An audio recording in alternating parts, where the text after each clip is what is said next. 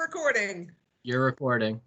Okay, very good. Welcome everyone to the December 7th Select Board meeting of the Town of Barrington. As the chairperson of the Barrington Select Board, I find that due to the state of emergency declared by the governor as a result of COVID-19 pandemic, and in accordance with the governor's emergency order number 12, pursuant to Executive Order 2020-04, this public body is authorized to meet electronically. Please note that there is no physical location to observe and listen contemporaneously to this meeting, which was authorized pursuant to the governor's emergency order.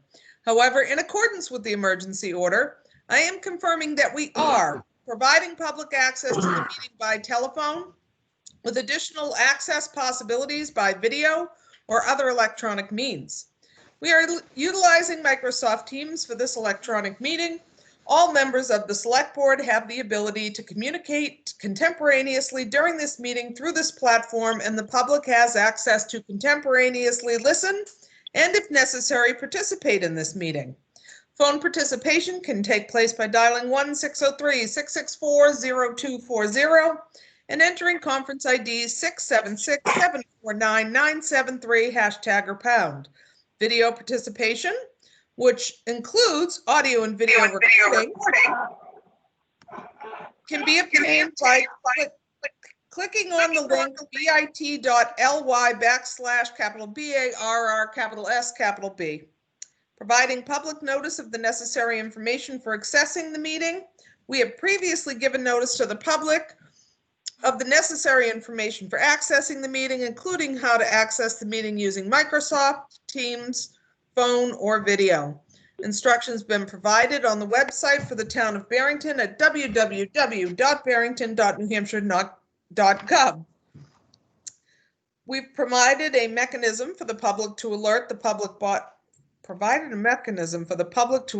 this public body during the meeting if there are problems with access. Anyone having a problem, please dial 603-664-0146 or email administration@barrington.newhampshire.gov. We would adjourn the meeting if the public was unable to access the meeting. In the event that the public is unable to access the meeting, it will be adjourned and rescheduled. Please note that all votes during this meeting are taken by roll call vote. Let's start the meeting by taking roll call attendance. When each member states their presence, please also state whether there is anyone in the room with you during the meeting, which is required under right to know. Select Person Air. Daniel Ayer. I'm at 334 Old Concord Turnpike. I'm alone, locked in my office, and no one is here answering my vote. If they try, good luck. George Bailey, 19 Chesley Drive. I'm in my office alone. There's nobody in this room or in this house that's going to influence my vote. Andy Knapp, 96 Lindsay Point Road. I am alone in the office. My wife and son are upstairs in the house. Select Person Sakosha. Jim Sakosha, 21 James Henry Drive, home alone. Nobody's here to influence my vote. And Tracy Hardikoff, 48 Stone Farm Road, Barrington, New Hampshire. I am home with my husband, my son, and no one will be influencing my vote. I will be turning the meeting over at 7 p.m. to Vice Chair Knapp. Please stand and join me in the Pledge of Allegiance. I pledge allegiance to the flag of the United States of America and to the republic for which it stands, one nation, under God, indivisible, with liberty and justice for all. First up on the agenda would be our Transfer Station Review Committee recommendations. Do we have Erin on this meeting? Erin, you may need to unmute yourself. I'm here. Hello. Hi. You want to share with the Select Board the two issues of the transfer station, and then we'll move on to reversing the decision. So hold on, because I just lost my screen. So after our last meeting with the recycling committee, we had done what was asked about doing another traffic count at the transfer station. And the hours that we have suggested that we extend hours on to Tuesday to 6 p.m. So open to public from 1 to 6. And then our hours to be reduced on Saturday from 8 to 4 p.m. Again, there's no impact to the budget because we are taking an hour away from Saturday and moving it over to Tuesday. I think if I recall correctly, Vice Chair Knapp, this was also in alignment with what you had suggested for hours on Tuesday? Yes, ma'am. Okay, so at this time, any questions, comments, concerns by the select board, or would someone like to make a motion to accept the change in those hours beginning January 1st? I'll make a motion to accept the change in the transfer committees or in the transfer station hours beginning January 1st. And do I have a second? I'll second. Very good. Could I have a roll call vote, please, beginning with Select Person Air? Air aye. Bailey, aye. Nap, aye. Sakosha, aye. Hardikoff, aye. The motion carries. Thank you. Aaron, could you also describe what you found in the notes for the 2008 decision regarding contractor waste? So when I was going back through to try to catch up on past decisions that were made about the transfer station, I came across a vote to limit contractor waste at the transfer station, and it was voted in, but that decision was never really upheld, nor I don't think it was implemented, because we've had a number from the time that I've been there of contractors bringing material in to the transfer station. Upon legal review, this isn't something that we can really do for people that are in Barrington. Obviously, we want to change or we don't want outside material coming into Barrington. So we've kind of, first we need the board to reverse the decision. Is that the correct terminology? Yes. And then what we had discussed about kind of getting a control of subcontractors or contractors, however we want to name them, of, you know, having a better handle on them, that they would have to kind of contact us before using the transfer station, and we would require a building permit or something that the work was being done in town with this contractor, and they would be able to utilize the transfer station to go through myself. Okay, so the first thing the select board's being asked to consider is reversing the November 10th, 2008 decision to restrict contractors from using the transfer station. Is there discussion surrounding this? We do have some strong legal response to the people in town who function as contractors and are paying taxes. The strong response that I saw was a reflection that we should be reversing this. Select Person Air, I can't tell if you or Vice Chair Knapp raised your hand first. I was looking down, sorry. Andy had his hand up. Very good. Vice Chair Knapp? Yep. My general comment on it was, or my discussion, I guess, around it is that I understand what they were trying to accomplish based on the reading of the minutes from 2008.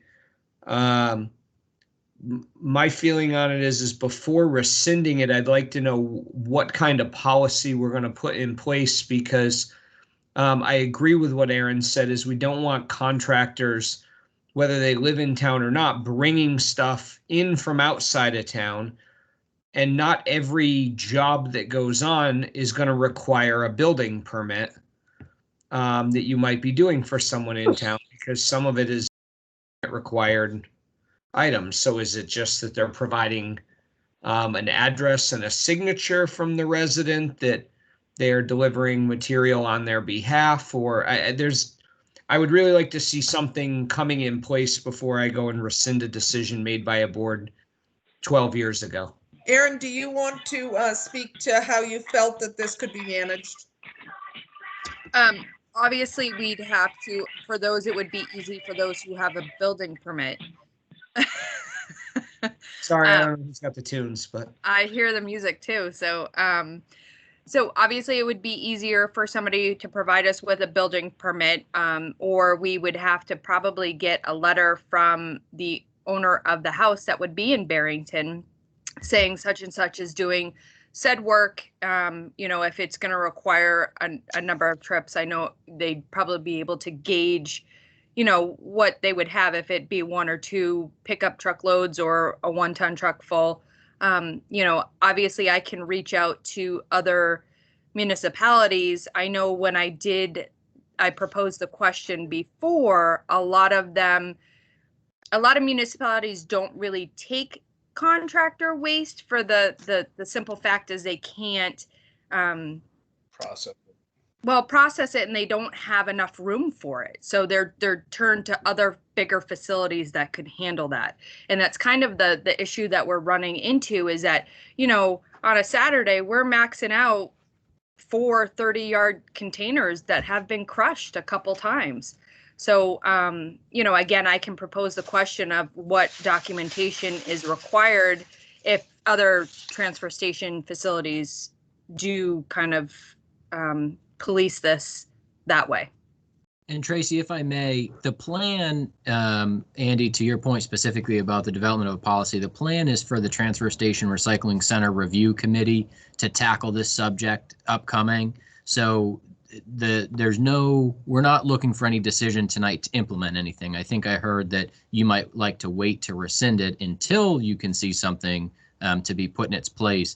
But our plan is for the committee to look at this thoughtfully, develop a recommended policy to bring to the board upcoming, addressing those exact points that Aaron was hitting on about how we could actually accomplish this. So it certainly isn't anything we need to hash out right now in the meeting. We can, pitch that to the committee and let them bring back a recommendation.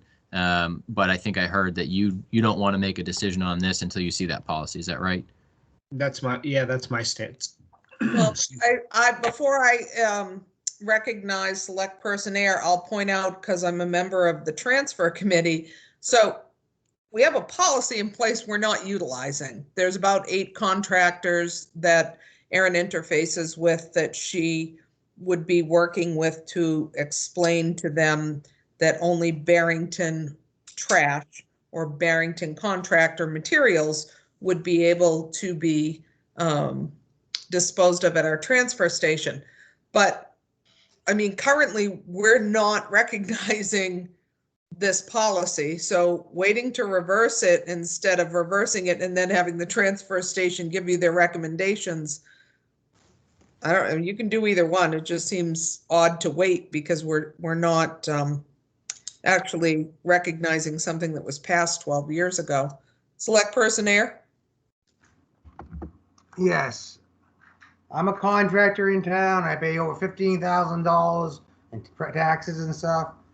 I feel I don't use it. I don't really intend to use it because I have a dumpster, and I go to the bulk areas to get rid of it. But as a taxpayers and a contractor, I think everyone have a permit, because you will create demo around your house, and that is proven during the COVID-19, the shutdown. People start cleaning up their yards, cleaning up their garages. So how can we limit it to building? And if you're a taxpayer, you get a permit. So you bring your vehicle in, you're allowed, you pay taxes. I don't intend on doing it. I'm just saying, how can we limit this to contractors and the bulk waste that come from other sources? Okay. Select Person Sakosha? I'm kind of in agreement with both you and Andy. I mean, I know we can't go back on it, but instead of touching it, I'd rather just touch it one time. But yeah, I'm very curious to see, because it's going to have to get creative to be functional in my eyes. At real world, having materials, and sometimes, it's there. Other days you're picking it up. I mean, it's going to have to take some really, it's going to have people tighten up on their organizational skills. That's for sure. If it's going to be permit and paperwork and signing off and all of that, and probably going to deter more. And then we might be dealing with some angry contractors being like, hey, I pay taxes here, blah, blah, blah, blah, blah. And, this isn't working for me. And the last thing that we want to do is distress people in this town who are who are out there working and, fighting the good fight in COVID. So I'm very curious to see what you have for a plan. I look So forward to it. it appears to me that a consensus leads us to table this until there's a policy recommended by the transfer station committee. Is that the consensus of the board? Yes. Yep, yes. Select Person Bailey, Yes, would you like to table this until we have a policy from the transfer station committee? yes. Okay, And for those listening, I don't use the town dump for my business in town either. So okay. So we're going to table this issue until we have a policy as recommended by the transfer station committee. Next up Madam is, Chair, yeah, go ahead, sir. when you go back, I would ask your indulgence if you would turn around and talk about the handwritten note from the client of the contractor. I think that should be as acceptable. And also that if they would consider a fee for those that used a counterfeit note. In other words, you know what I'm saying. So if it was the counterfeit note coming in saying one thing and it didn't happen, I would like to have a strong fee for that. So you want a fine in place if the notice that's provided to the transfer station is not accurate. That's correct. I'd like to think that's be a good deterrent. Okay, thank you, Aaron, for that presentation, and we will wait to hear back from the transfer station committee. Thank you very much. Next up is budgets, budget presentation, the final committee report from the advisory budget committee. Steve, are you on here? They just unmuted me. Yes, I'm here. Okay, welcome. You have the floor. All right, thank you very much. Connor, I sent you an email before the meeting and it went from my outbox into ether, so I don't know if you received it. I do not believe that I did. I'm just It went checking. into the- Good technology. Okay. I just wanted you to be able to pull up those two exhibits that you have when we get to the discussion Okay. on the fire equipment. I can have that ready. All right. Well, first off, I'd like to thank the select board for permitting the ABC to participate during this budget process. I think it was a very effective process this time. I think the department heads also were very responsive and rapidly responded to any questions that we had. And they started off with a budget that I think was pretty good and easy to work with because they had done their due diligence fairly well and explained most of everything that they had. A special thanks I want to give to Administrator McIver because his participation directly in our meetings was really saved us a lot of time and discussion with the department heads wasn't necessary in most cases because his knowledge of their budgets was very good. And we appreciated that very much. And the other thing that he did for us that I felt was very good was he was able to explain the state allocation of revenues to us very well. And that gave us a better founding and an understanding of what uncertainties we were facing with revenues going into this next year in the COVID situation. So as far as the specific recommendations, our minutes were attached to the administrator's report.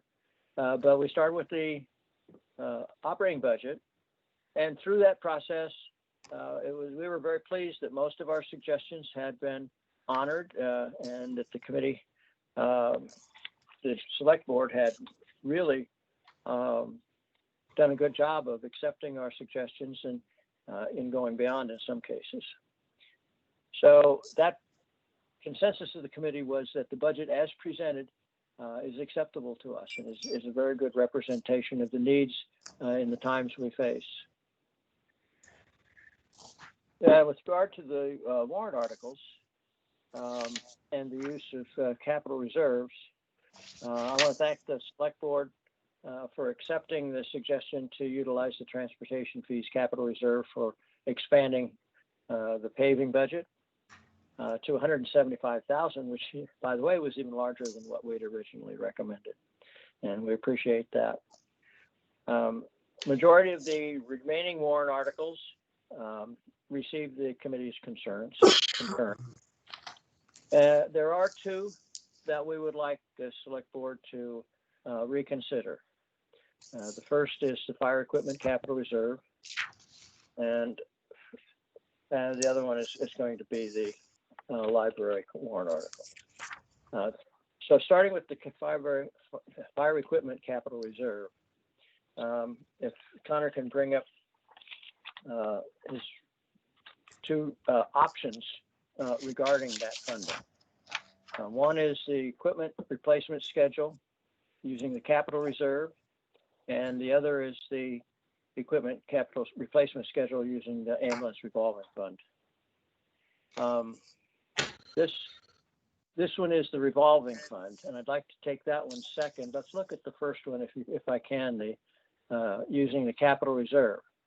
When the board discussed that last, there was a great reservation about using the ambulance reserve, and that would leave us with using the capital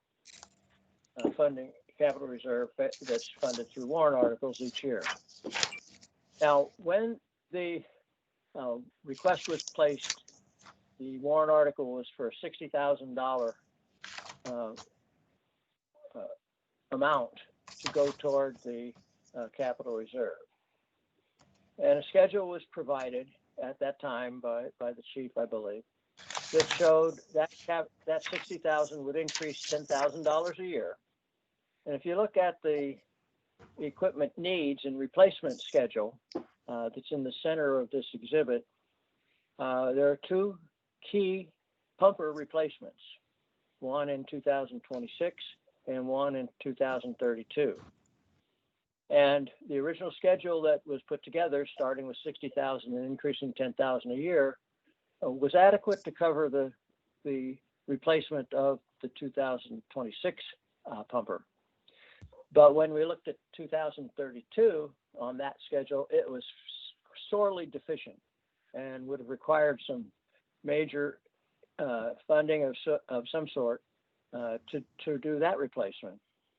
So the ABC decided that what we would recommend if we were to use this approach to funding the fire equipment replacement is to start with an $80,000 warrant article, not a $60,000 warrant article. And then again, have to increase that warrant article $10,000 every year. And if you look down at 2032, you can see that there's still a deficiency slightly to replace that pumper using that funding source, and it would deplete that capital reserve for future uses completely. So, and at that time, also, if you look at that last column, the warrant article request at that time would be $190,000. And the feeling of the committee is it's kind of unrealistic to be able to fund that amount the way we've been funding this capital reserve from surplus each year, or to even anticipate that the taxpayers might be able to support that level of increased funding throughout this time period. So that brought us back to doing a reexamination of the funding from the ambulance revolving fund. So Connor, you can, and just remember that last column and what it represents, because that's increased taxes if we don't do anything. Now on these two exhibits, I kind of am a bottom line guy, and I look at what will it take to actually either increase taxes or what would be requesting of the taxpayers in terms of increases throughout this time period in order to fund this, the capital of equipment, the fire equipment that we need to replace. And as we go through this, I welcome any other member of the committee, if I misrepresent something, to please chime in and let's make sure that it's clear in a complex spreadsheet like we're looking at. And what we're looking at again is the funding of the 2032 pumper replacement. And if you look at the lower spreadsheet on the last column, you can see that in 2032, we're able to fund it and actually have additional funds remaining for other equipment that that will be needed in the future beyond that time. So I think that it looks like it's more than adequate at this time if you use this as a starting point. So the other part of the bottom line to me is to look at what do we need in the way of warrant articles each year for funding, and what might we need from the operating budget in order to support this, because those two sources are utilized in a various fashion. So there's two columns that we need to look at. One on the top spreadsheet is under this approach, which kind of melds and migrates the use of the ambulance revolving fund for fire equipment, is the column on top that deals with warrant articles. It's the fifth column over, and it starts with $60,000 in 2021, which happens to be identical with what the request is for the fire equipment this year. And then the other column to look at is what impact or increases we would be utilizing in the operating budget through this time period. And that is on the lower spreadsheet, the sixth column over, which is net increase, or the fifth column over. It says that's the net increase that we would require from the operating budget to fund this approach to funding fire equipment. And if you add those two columns together, that would be the impact on either taxes, on the use of the unfunded fund balance over this year period. So if you focus on the first 4 years, 2021 through 2024, and you add those two columns together, what you get is a requirement for a need for $60,000 in 2021, which happens to come out of the warrant article request. It rises to $80,000 in 2022, which is what we would have to do in 2021 if we use the other approach. Then it actually reduces the requirement of additional funding to $55,000 in 2023, a further reduction to $25,000 in 2024, and from that point on, it's a flat budget. No additional requests for capital reserve funding, and no additional operating expense increases, because we are utilizing the funding source of the revolving fund and ambulances, which happens to be mostly paid by insurances and not by private citizens. Tracy's looking like she wants an answer a question now. No, without interrupting you, Steve, I have to exit the meeting. So at this time, I'm going to turn it over to Vice Chair Knapp. Thank you. All right, thank you. So I think that the committee pretty much is very concerned that to continue to use the capital reserves, the warrant article approach to funding using fund balance or additional taxes is something that we'd like to avoid if possible. And this alternative, we feel, does present a realistic and reasonable approach to funding the fire equipment as well as ambulance equipment through this. I think to clarify a little bit, the operating expenses that we're using are really not for the vehicles themselves, but rather for the equipment to supply the ambulance primarily, and that is currently coming out of the funding from the revolving account. So I'll entertain questions now because it is a pretty complex proposal, and it's a significant shift in the way we've looked at this. I think in your discussion, to remind you last week, we did say that the state requirements for the ambulance revolving accounts does include the ability to fund fire as well. Dan? I'd like to take this time to thank the ABC. And then I need clarification. I think, Steve, you misquoted on the paving. It's 175, not 275. I heard 175.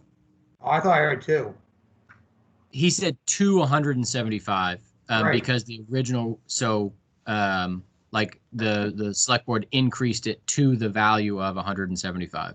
Right, increasing up to, Oh, not 275, up to the amount. thank you for the clarification. Right. All right. Steve, was there anyone else that had a question? I know I do.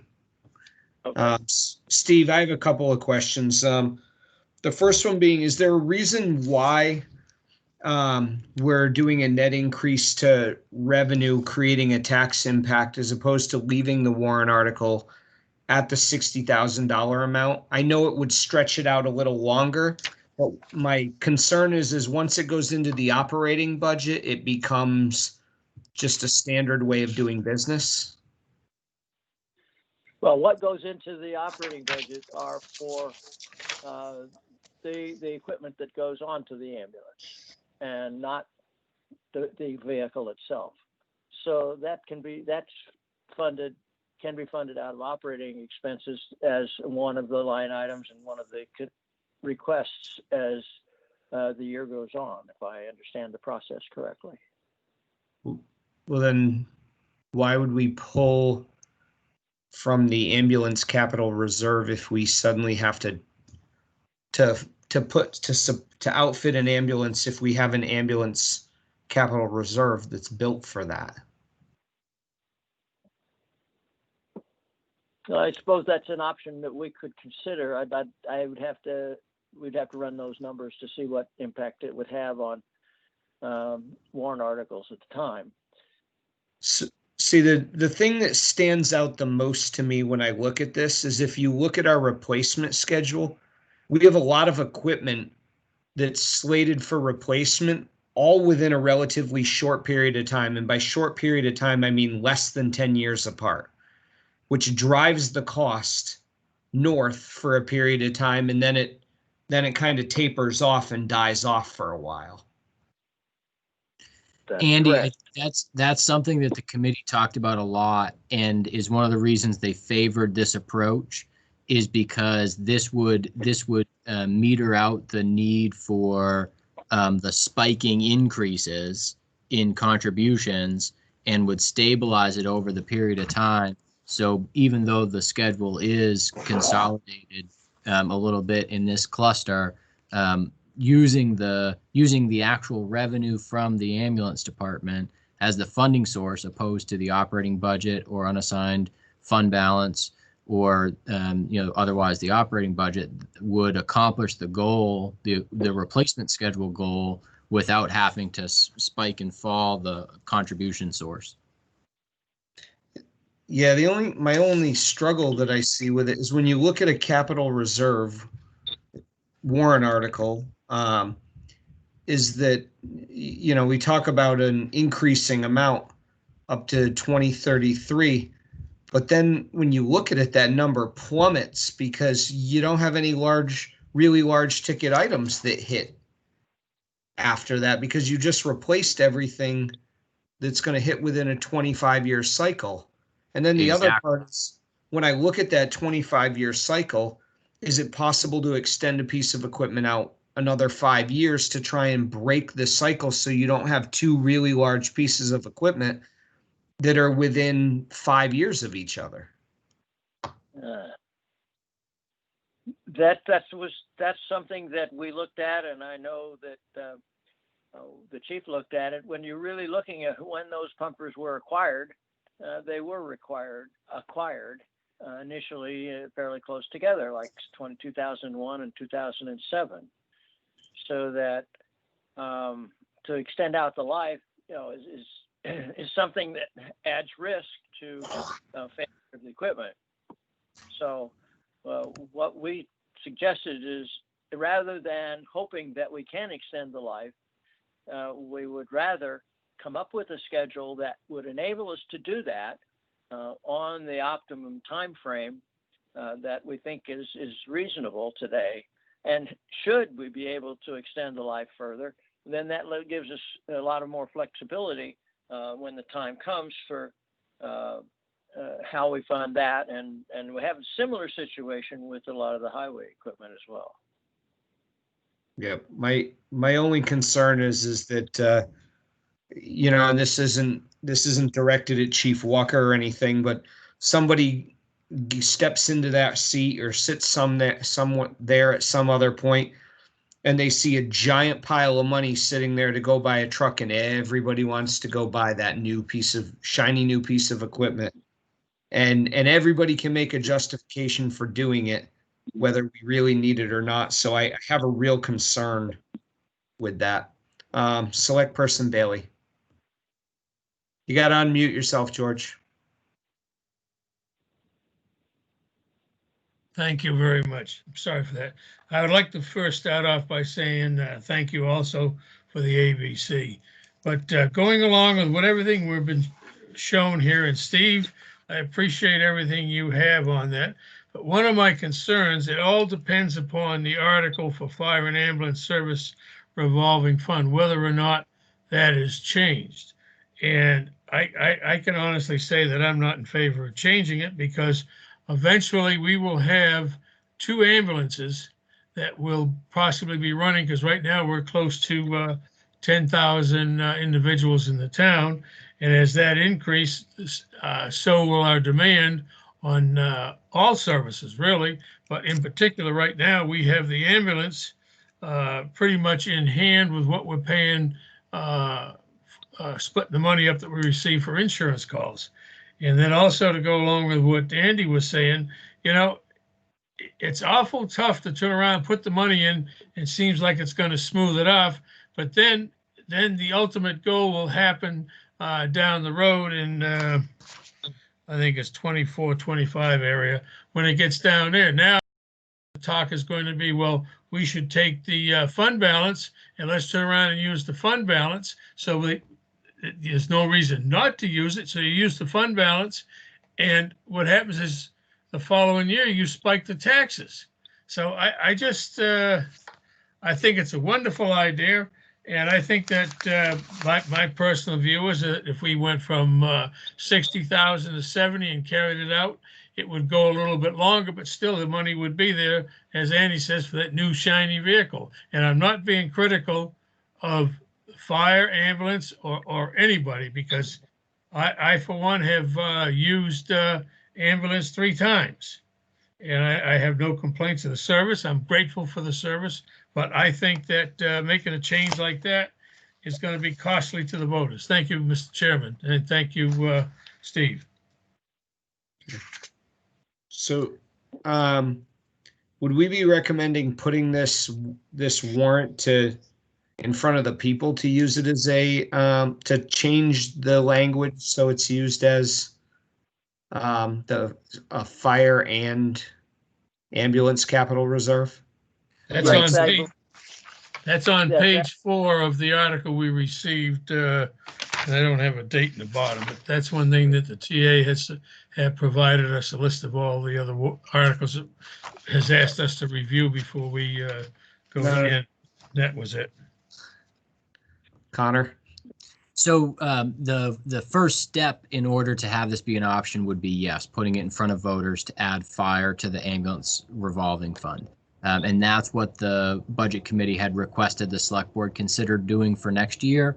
And the plan at the time was to not necessarily fully develop this schedule as you see here and finalize it, but to have an idea of it ready. So in year 1, we go for fire, and then after that we work on the exact schedule to think about questions like you're asking about transitioning the costs over a longer period of time to help meter the impact. And I won't speak for the budget committee, but I suspect this budget committee would be amenable to that because it accomplishes their goal of responsibly setting money aside using a variety of available funding sources without having to borrow money in order to purchase a piece of equipment or something like that.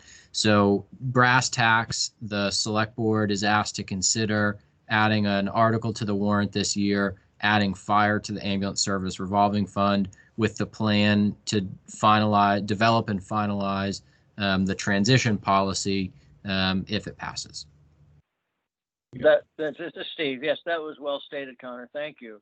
It is the position of the committee, and we would definitely work with the chief and with Connor and everyone else to come up with an appropriate schedule here. And I might add that the ability of funding and supporting 2 ambulances is included within this schedule as well, so that we're not shorting the ambulance requirement funding with the fire here at all. Yep. I'll be very clear in my position on that I did not vote for the idea of supporting a second ambulance. So even retaining one for the idea of maintaining 2, I was never in support of. That I know. I seem to have lost Jim Sakosha. Is he still back here? Okay, yep. I don't have him. I'm here. Oh, there you are. Yeah, there. Okay. All right. I just I had lost you on my screen. George, do you have your hand up because you have something you want to say? I thought I took it down. I'm sorry. No. Don't forget. There we go. Thank you. Does anyone else on the select board have any comment, or would they like to make a motion? Before a motion is made, I'd like to have further discussion in non-public if necessary. Okay. Reputation. For what purpose, George? For the purpose of the discussion of the last warrant article on the list submitted by the town administrator on the one that concerns fire and ambulance service revolving fund. I'm just struggling with what's the point of what are you trying to accomplish in non-public? Because non-public has to be for personnel, reputation, land, or legal. I was just talking about the fund balance. All right, that's okay then. If it's not going to fit, no, I won't do that then. Thank you, Mr. Chairman. I'm not mad at him, but I didn't say it. I caught myself. Close. it was real close. All right. Yeah, I love the idea of what the advisory budget committee is trying to accomplish. I know personally, I struggle with the idea of how it's getting there because I think it just opens up the funds to be used in a way they were never intended to be. So. Yeah, and I guess, and I don't know if this meters your concern or not, but the select board, the ambulance revolving fund is still under the control of the select board. And so it's not like the fire chief could even use that account for expenditures without the review and approval of the select board. And so similar to the capital reserve, it's just in a different place. And the balance that's in there would carry over, but the balance added after if fire were to be added, the balance added afterwards would really be the balance going towards anything fire related, if that makes sense. Dan, did you have your hand up? You need to unmute yourself. Dan, you need to unmute yourself. Connor must have did that to me. I don't know how that happened, but basically, all we bring it forth as a select board. If we agree or disagree, it doesn't matter. It's up to the voters. But it seems that's the process to do. It's getting out of my hands. I don't really. Those who spend more time, I have a better understanding. But I have the right to vote present, too. I don't need to take a stand on it. It's up to the voters. We bring the voters information, they can decide. Well, the select board would have to take a vote to put it on the warrant or not. And certainly you could choose not to participate in that vote, but that isn't deciding it would be deciding to put it in front of the voters or not. And that's what stage we're at right now, if there's any appetite for the select board to put it on the warrant or not. So I guess the one piece that I didn't see an enormous amount of information on is how much is this ambulance reserve cap continuing to grow? Because if we're going to suddenly start using this to fund fire trucks, it means that ambulance capital reserve, or not ambulance, what's the right term for it? Ambulance revolving fund is growing at a pretty substantial rate. No, so I think probably what you're missing is the additional transitions that happen. So if you look at the on the second row here, this column here is the ambulance revolving fund revenue to the general fund. So right now, 50% of the revenue that comes in goes in just to buy down taxes. It's collected as general revenue. And in this schedule, for illustrative purposes, you see that amount that's sent to the general fund to buy down taxes reduced so that in 2025, none of that revenue. So there's where the bulk of that revenue comes from. But then the other side of it is the expenses. So this is ambulance expenses in the operating budget. So right now, every year, there's about $50,000 worth of operating expenses paid for out of the ambulance revolving fund for basically wages and benefits. And so in this plan, again, for illustrative purposes, what you see is that those costs that are right now being paid for out of the ambulance revolving fund being over a 5-year period transitioned to the operating budget. So between all of the revenue going into the ambulance revolving fund and reducing the operating budget expenses, that's where you see the increase be sustainable enough to cover the equipment replacement schedule that you see here. And so this tax rate impact of 2 to 3 cents per year for a couple of years in a row is a calculation of that reduced revenue and that increased funding from the operating budget. And I think what I heard from you earlier is you don't hate this idea, but you might like to see that transition schedule be a little bit longer in order for the impact to be lessened more so than this. And so there isn't an excess of revenue collecting in there. Okay. Yeah, So this is Steve. The other assumption is in the spreadsheet, we showed no increase in the revenue coming into the revolving fund. It's a flat 160,000 a year. right, but I also how can you not have money going to the general fund to buy down the ambulance expense and then ultimately have that go to zero and not have a tax impact in the future? You've got to have a tax impact because that $80,000 that doesn't go that way means it's funded from the operating budget, which means there is a tax impact from that because you're not buying the tax impact down. Yeah, and so that's what you see here. But think about it this way, Andy. Once for the year in 2022, when you're only contributing $60,000, that's only a reduction of $20,000. And then this year to this year, it's only $20,000. So you only experience that impact 1 year. The tax rate impact's only 1 year. So the total tax rate impact over the years is, 10 cents.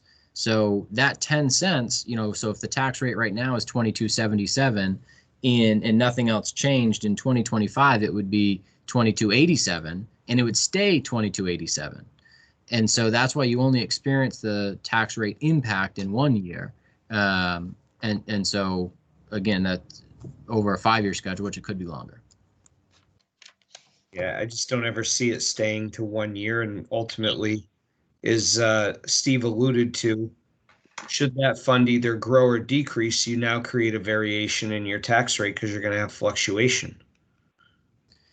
Yeah, so I feel like we're really getting into the weeds of this, which I think is great because, if this is the direction the board goes, then it'll be important to organize this schedule as the board thinks is best. But to the point about if it continues to grow, that gives the select board the ability to say, hey, look, this is the policy we put in place. We're going to reevaluate it because we're seeing more revenue. And maybe instead of funding no operating expenses out of the revolving fund, let's go back to spending $25,000 of operating expenses out of the revolving fund because it can afford it. And we update our schedule that way. And that results in a, 2 or 3 cent reduction in the tax rate in that year. So this isn't going to be set in stone. This, like any policy, could be evaluated year over year. But again, all of this discussion will be pointless if the select board isn't interested in adding fire to the ambulance revolving fund and putting that on the warrant. So I think that's the decision the select board needs to make before we move forward. Yeah, I think the discussion's good. I just think it helps us getting it all out on the table helps make the decision if we're actually making a good decision regarding the ambulance revolving fund, or if we're not. And my general feeling is I like the idea of leaving it as is, because it leaves the control with the select board to make decisions that are in the best interest of the taxpayer. Well, this is Steve. If I understand this correctly, though, you're not committed to use that fund for fire. You're just enabled to use it if necessary, and if we find that this kind of an approach is the best one for the town and the taxpayers.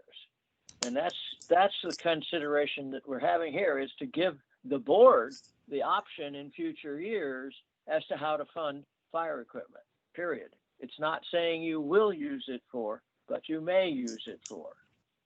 George? Well, I said it earlier, I will say it again. Once you have a pot of money and the option is there to use it, it'll be used for that. And then I worry about the ambulance service on the aspect of it. We have 2 safety departments here. We have the fire and we have ambulance. And I for one, has said earlier, and I'll say it again, putting that pile of money out in front to be used is something that can be done in a future down the road, and then they'll have it to go, and then we'll option. But putting this option before the voters is something that would just would not be something that I could support. I don't believe that it's that time to do that. Thank you. Select person there. Well, I'll say it publicly again. I refuse to call an ambulance due to the cost of it. But basically, I talked to the chief a couple times over the years and stuff, and then I can foresee it going full time. Maybe not Archie's his time, but everyone says the demand population, that budget's going to double any way you look at it. I personally feel in the future. I might be wrong, but I can see it coming. Thank you. Well, that is up to our board to make decisions that either support or deny that. Select person Bailey. Thank you very much. Back in 2003, while I was on the select board back then, one of the options I tried to put forward was to go full time with ambulance and fire. And I was astonished to see what the cost of it was back then. And if it wasn't for the 2 chiefs, I'll tell you, I would not have any idea. Going full time is very, very costly. And if that's what the board wants to do, I hope I'm not on the board when it comes time for a vote, because it's just, the cost is astronomical. Thank you. Yep. All right. Is there a motion from the board to move this forward as a warrant? All right. Hearing none, I will consider it a dead issue at this time. Okay, then I would suggest that the board needs to consider raising the warrant article request for equipment to $80,000. Is there anybody on the board that would like a motion to raise the warrant article to $80,000 or another amount? Select person Air first. I'll make the motion go to 80. Select person Bailey. Second. Roll call vote. Air I. Bailey, aye. Nap aye. Aye. Okay. Okay, thank you for the reconsideration. So we've made a motion to move the fire truck capital reserve up to $80,000. with no motion to use the ambulance to add fire equipment to the ambulance capital reserve. So that Or would be removed. revolving fund, sorry. So Okay, that would- Thank you. All right, the final item in our report that we would like the board to reconsider is the warrant for the library. And sort of the committee felt that what's uncertain is what the goal of that warrant is. In our discussions, we looked at the library's ultimate goal, and this is sort of what we look at as this is the bottom line of where you need to go, is to get approval from the taxpayers for a bond issue to fund a new library. And if you're looking at that, one of the statements about this warrant article was to gain a measure of commitment to the new library. What is confusing to us is that was presented with two different alternatives. One of the commitments was stated as getting the Board of Selectmen, the Select Board's commitment to the new library. And another statement was made that it was to gain or get a feeling and an impression of what the support for the new library is from taxpayers. And those are two different issues. And in terms of what you use as a funding source. So when I look at that, if you are saying that your commitment, that the impression you're trying to get is how much support there is for a new library from the taxpayers, that really being funded out of the unfunded balance is really not the way that's going to measure that, because it doesn't have any impact on taxes. So therefore, it doesn't really measure commitments of the taxpayers to a bond issue. It would if they're trying to get the commitment of the select board. That's appropriate to use fund balance for that purpose if it's the select board. But what that implies to the committee is that there's an additional commitment with that to continue funding things for the library. And one of the things that was not clear is the statement from the director of the library that they were looking to potentially use this fund or have it available in order to reduce the amount of bond. Well, that's out of one pocket to the other, and from the taxpayer's perspective. So if we feel that the measure of commitment that we're looking for is from the taxpayers, the ABC feels very strongly that should be funded as not from fund balance, but rather as a tax increase. And it's a small increase, and if they go for that says that would measure their support. Select person Air. I have a couple on all these budget items, different department heads. I have one questions on a couple of them. And should I take the time now while the ABC is on? No, you can ask your comments for that. Right now, we're talking specifically about the library capital reserve. All right. Do you have a question regarding the library capital reserve? I can't commit to any expenditures and burden on the taxpayers for next year due to the COVID-19 pandemic and stuff. And it's not very clear to me, and I made a statement already. I can't see spending hundreds of thousands of dollars on plans that don't pass like we did on the town hall. Just throwing money to the things on dreams and stuff that are not reality. And then I think there's gonna be a lot of changes next year with social distancing and big function events. And I think plans have to be redone. Thank you. Select in Sakosha.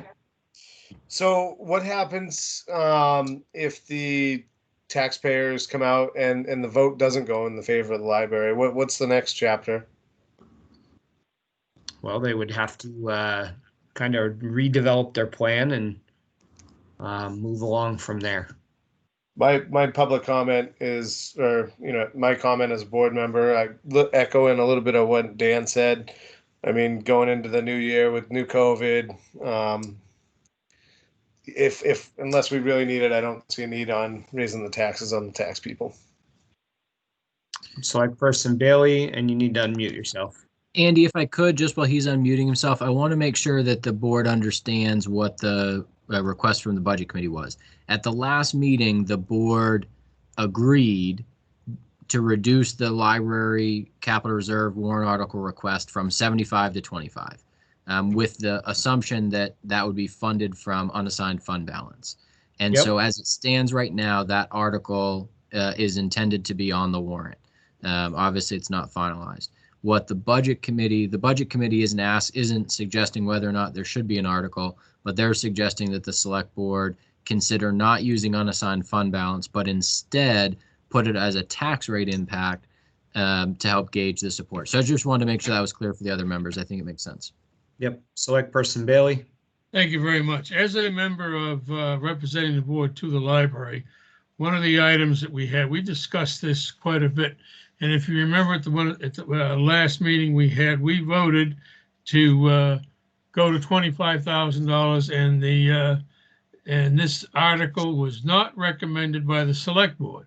The select board took a vote and it's not recommended. I don't know if Steve is aware of that or not. If not, I'm letting him know right now. But what happened was the library commissioners took a vote to not put the library on the warrant article this year and to postpone it for next year on the concerns that Dan just brought up on COVID, because they knew that this would be the third time, and there was a chance that with all the needs on COVID, it just was not going to fly. So we turned around and put it to 25, and we said we're not going to support it for this year because it's too costly for us. And so I just wanted to remind everybody that's a vote we've already taken. And everybody's concerns are there, so it's down to 25,000. I think that the reason why it went up to 70 was other people just thought that it would be nice to take it out of the fund balance because, quote, they just see a lot of money there that they want their share. Well, those individuals are not on library commissioners, so I think that I just at the same vote we took before, it's 25,000 because that's what we agreed to. The commissioners agreed to when they started, and somebody else forced the issue. So without getting myself in further trouble, I'm just going to say thank you. Okay, Dan. I'm willing to make a motion for $25,000 on a tax impact per household. So just general discussion. We all know that funding these articles, whether we choose to have an additional tax impact this year or we make the decision to use money that has already been encumbered from the taxpayer, we're still putting it in front of the voter to say, are you okay with us using the money you've already paid in taxes to do this? So I understand what Steve's saying. I understand what everybody's saying. My general take is I'm all right with putting it before the voters saying, hey, we're willing to put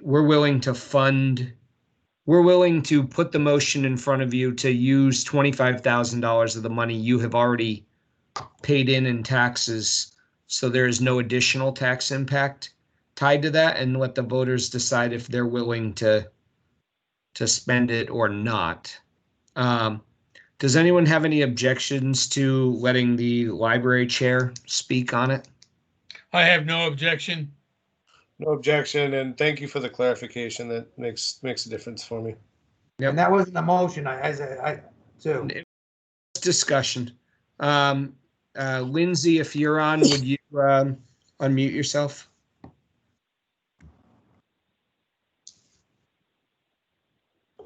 If you're on the phone, it's *6, not the mute button on your phone.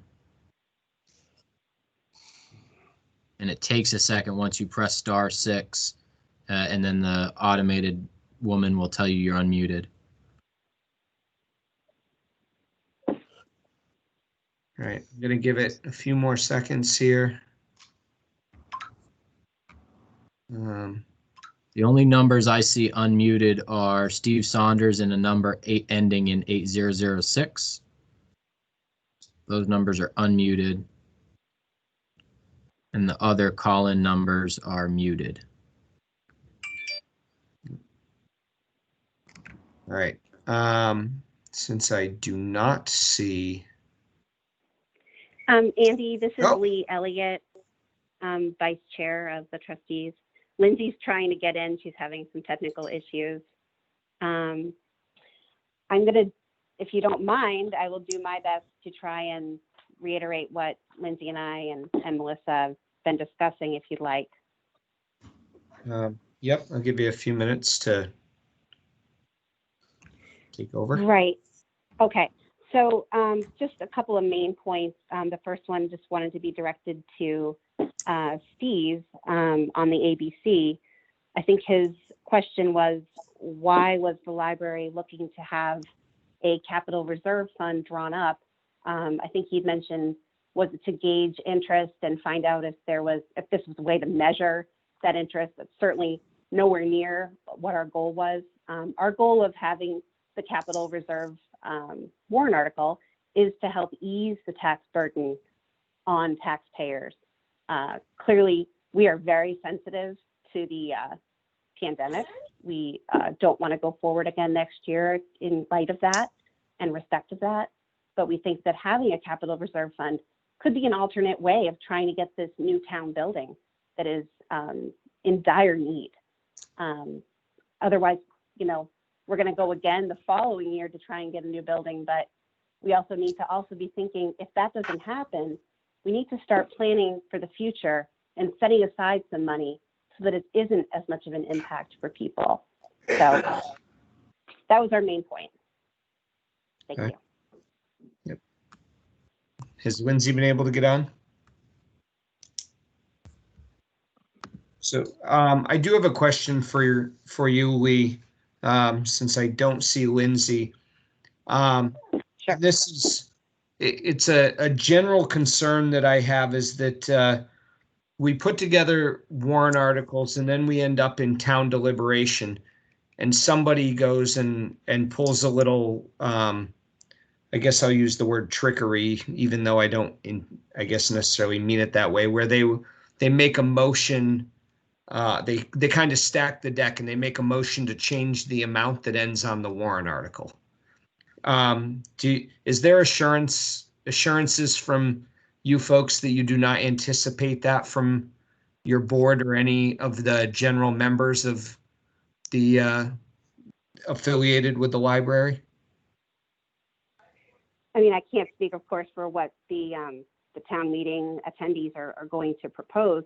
But I know as far as a board opinion, if I could speak for them, I would like to say that of course we're disappointed that the $75,000 request was not accommodated.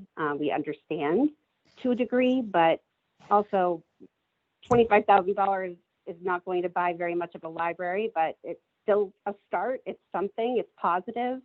I mean, I know I'm personally not going to get up there and ask for additional funding, but I can't say for sure what everyone else is going to do. But we want to make this work. We're not trying to pull a fast one here. We're trying to find an alternate direction.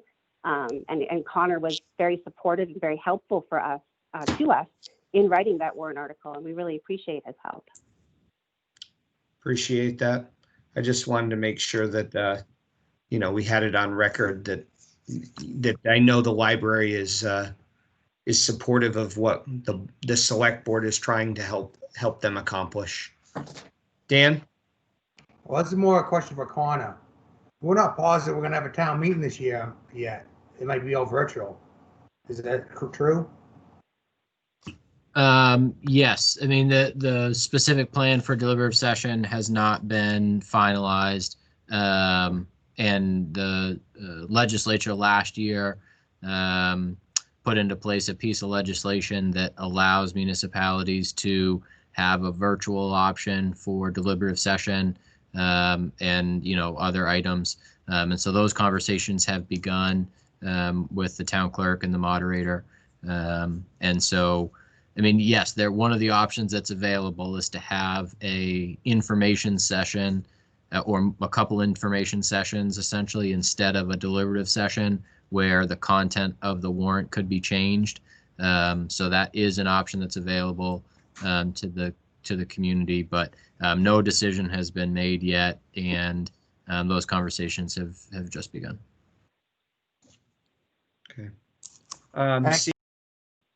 Seeing you know, that we've created had a good dialogue around this. I'm willing to make the motion to leave the library capital reserve at $25,000 and put it before the voters to use fund balance to fund it. Is anyone willing to second it?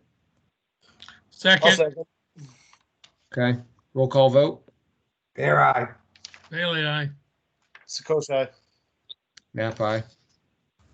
Okay, All right, this is Steve again. Thank you very much for reconsideration. Yep. If I might, if there are members of the committee that have anything that they'd like to add to the discussion now, we can do that. Or at our meeting tomorrow, we'll bring these up and see how the committee feels about it. it looks like Dan has his hand up. Is it select Yes. person? Dan, hang on. Is it you or is that Dan? I'm gonna slap. Huh? Manshrek. Yeah, thank you. I was like, I'm gonna slaughter his last name, and I don't want to do that. This is Dan Ayer with his hand up. Yeah. Okay. Dan. I take the opportunity now while the ABC's listening. On the highway budget, the uniforms that was utilized, and I think there should be a big decrease in that because we already made up t-shirts and everything. I'd like that to look more closely at.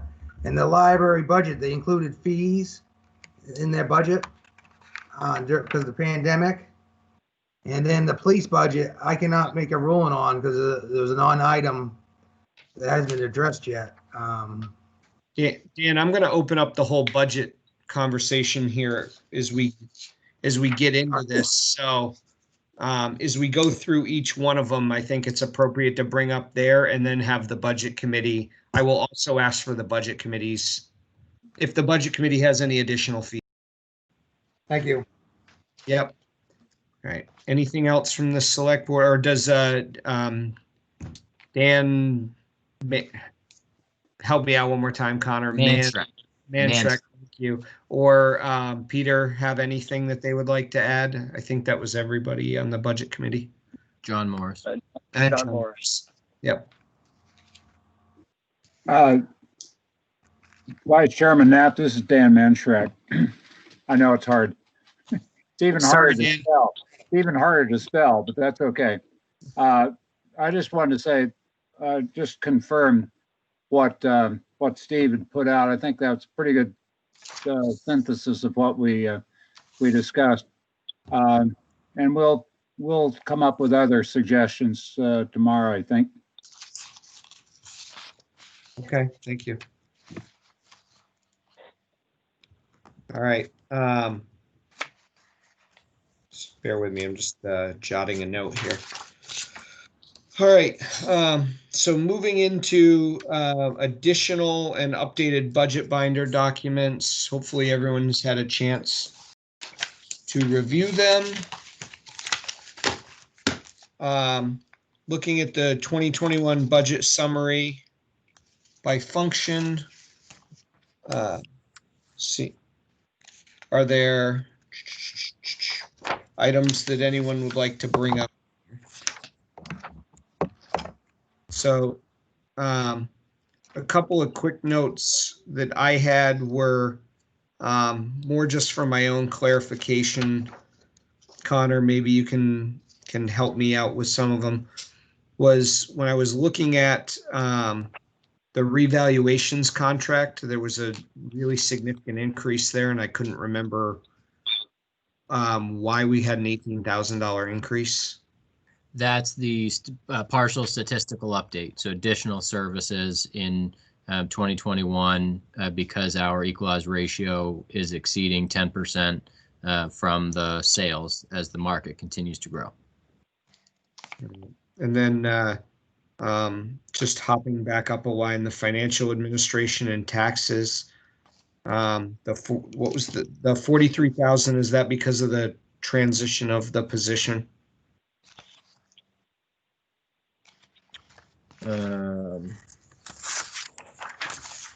Because we dropped 43 from executive, but picked up 43 in administration and taxation. Yeah, so that's part of it. I mean, there are other changes in there as well, but yes, that's going to be the bulk of it. That a position was transferred from the between the two. Okay. Where else was I?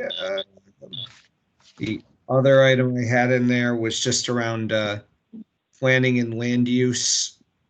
We've been down. We're down through 2020, but we have an increased budget in 2021.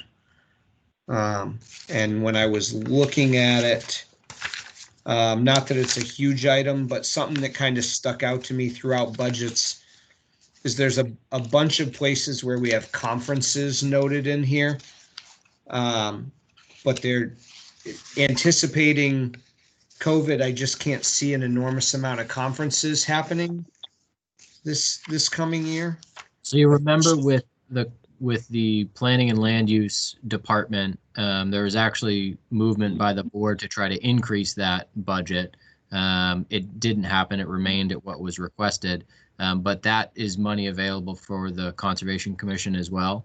And overall, the conferences and training lines had a pretty significant net decrease aggregate from all of the budgets. But the unfortunate thing is the trainings are still happening, although they're virtual. And the only real cost savings is the travel to get there. Because a lot of the trainings and conferences are costing a pretty similar amount.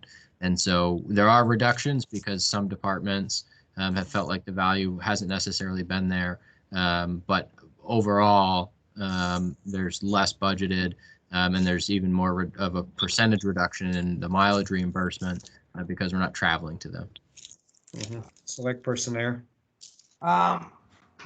Since you mentioned the conservation and the stuff, I asked that question about what is budgeted for that and the trails, and my understanding was $350 a piece, $700. And that last meeting, they're redoing the webpage, and there's going to be an annual cost of $100 a year. They want that budget through the town. That nothing that's formally coming from the chair, and that's what's discussed. I try and explain to them. My understanding is only $700 budgeted for conservation for conferences in the Trails Committee. Mm-hmm. Okay.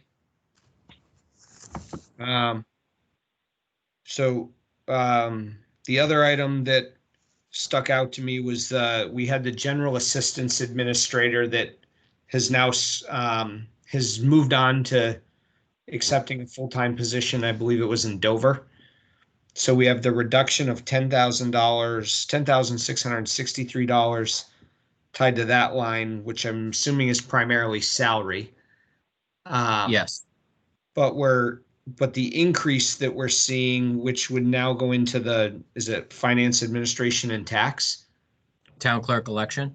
Town clerk election. Okay. I was like, I knew it was one or the other. Should be an increase. We should see an increase there, shouldn't we?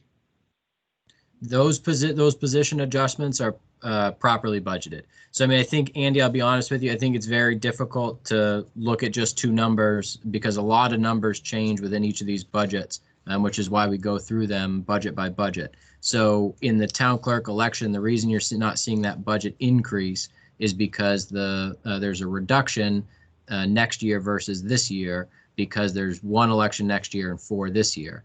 And so part of that reduction is eaten up by the expanded position to cover the extra hours. But you'll remember, as was presented to the board, those position adjustments resulted in a net decrease in budget. It reduced 1/10 of an FTE, and there was a small budget reduction. So yes, the money moved over. All right, that was the big question I had there. I think that covered just the general items I had there. Does anyone else have anything? Dan? Well, I'll mention it again. In the highway, the uniform, there's always t-shirts and shirts. Dan, can we wait until we hit the highway department budget? Oh, are you going line by line down? I was just going to go right down each one of these and see if there was anything else anybody wanted to talk about. All right.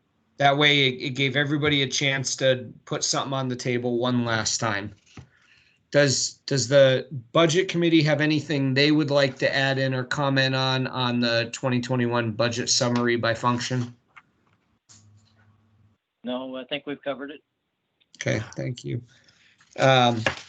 Executive, administrative government, general government, building general assistant. Anything would anyone like to comment on there? So, I just had a general comment, just because I'm trying to make sure I keep myself up to speed. Administrative contracts. Connor, can you just refresh me about the $22,000 increase? Yeah, so primarily that has been the ongoing technology costs that the technology committee has supported. So this has increased our redundancy and cloud-based backups of the programs that we use, and also the additional Office 365 licenses and phone licenses weren't fully budgeted last year because we transitioned this year, and so they're fully budgeted for next year. Right. So we should actually see the reduction though, because we're not paying the phone contracts anymore, correct? Yeah, so there's a net reduction. Yep. And so that in the general government buildings line, the communications, you remember we reduced that last year by almost $40,000. Yep. So you saw the reduction last year and the partial increase this year. Yep. Well, reduction last year of 40,000, increase this year of 43. Man, I'm gonna have to talk to somebody on that technology committee. I don't know what those guys are doing. Wait, no, the increase for phones represents just a portion of that, maybe Right. 5,000 or 6,000. No, I know. I'm just. But yeah, complain to the tech committee, please. Come to the meeting tomorrow. Make a public comment. I'll probably be there. All right. Tax budget coverage. Anybody have anything on anything from tax? I'm sorry. Did the advisory budget committee have anything on the general buildings government fund? No additional. Anything additional on tax? None. Okay. My only comment in general is one that I've carried throughout with regarding conferences and training and mileage and expenses throughout there. So anything else from anyone on the select board? And if the advisory budget committee, I don't know if they've thought any more about that, but something to please keep in mind. We discussed that with each budget as we went through it with Connor. Yep. I'm just saying as we look back at the budget as a whole now. Town clerks and election. Anyone have anything? Okay, hearing none. Transfer station and recycling center. Anything from advisory budget? Nothing here. All right. Highway and dams. Dan, this is your chance. On the highway, the uniforms are never utilized, and now there's to be a clothing allowance. But I see a big increase on a real I think it should be a big savings there, because there's already budgeted t-shirts and stuff like that, and boots were already budgeted. So I don't know why there's not a big savings there. We're getting rid It's a of that. great question, Dan. So what the board was presented with, and, prior to the budget process, and acknowledged an interest in proceeding with, and was then presented again during Mark's budget presentation, was taking the amount that we pay for uniforms and dividing that, instead of providing the uniform service, which you're right, wasn't widely used in the department, taking that amount that we paid and dividing it among the eligible employees as a clothing allowance. So the plan was never to have a budgetary savings, because we were just redistributing the money we were already spending by, instead of benefiting a portion of the employees, benefiting all of the employees. And so like I said, it was never a plan to have a budget reduction. I'm assuming that was a taxable impact for the employees. I would assume so, but I would advise that they consult their local tax professional. Are you, Connor, are you calling that a clothing allowance? Because if it's a clothing allowance, there's going to be, that's free money. You can't tax clothing allowance if you're giving it to them. It just seems like it's not utilized right. It never was, and I don't think it's fair to the taxpayers. I'm assuming, Connor, you can correct me if I'm wrong. Do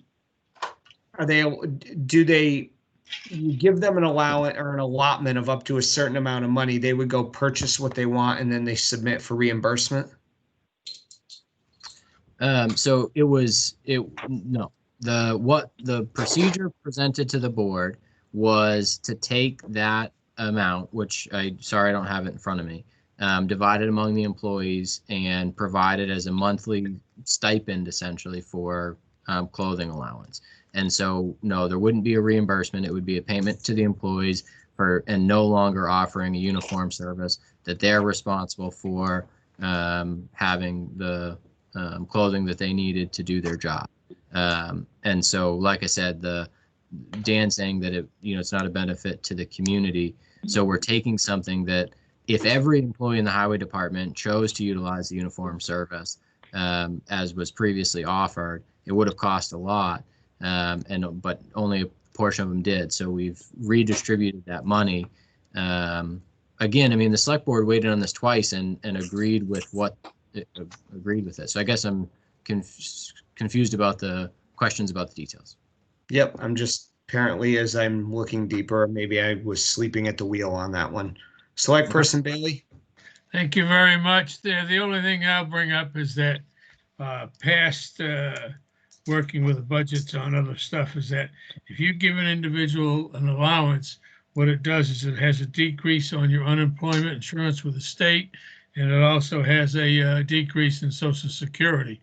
So that's something else that we have to think of, Connor, when you turn around and reduce the budget aspect for those things on the highway. Thank you, George. Select Person Air. I have one more question about highway. The $30,000 for building maintenance, what is that slated for? So I'd have to review the materials provided. If Mark's on and remembers off the top of his head, can certainly chime in. Before Mark hops on, the one question I had was highway consultants. Is that for engineers for the projects that we're looking at? Yes.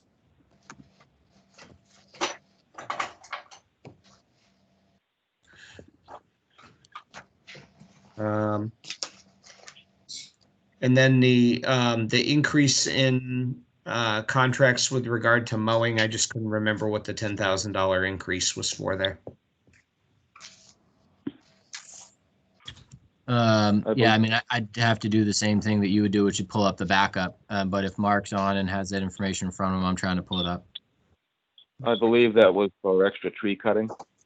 Right. It's a lot of tree cutting. A lot of trees. Yeah. I guess circling back on the uniform piece, and like I said, I may have been sleeping at the wheel.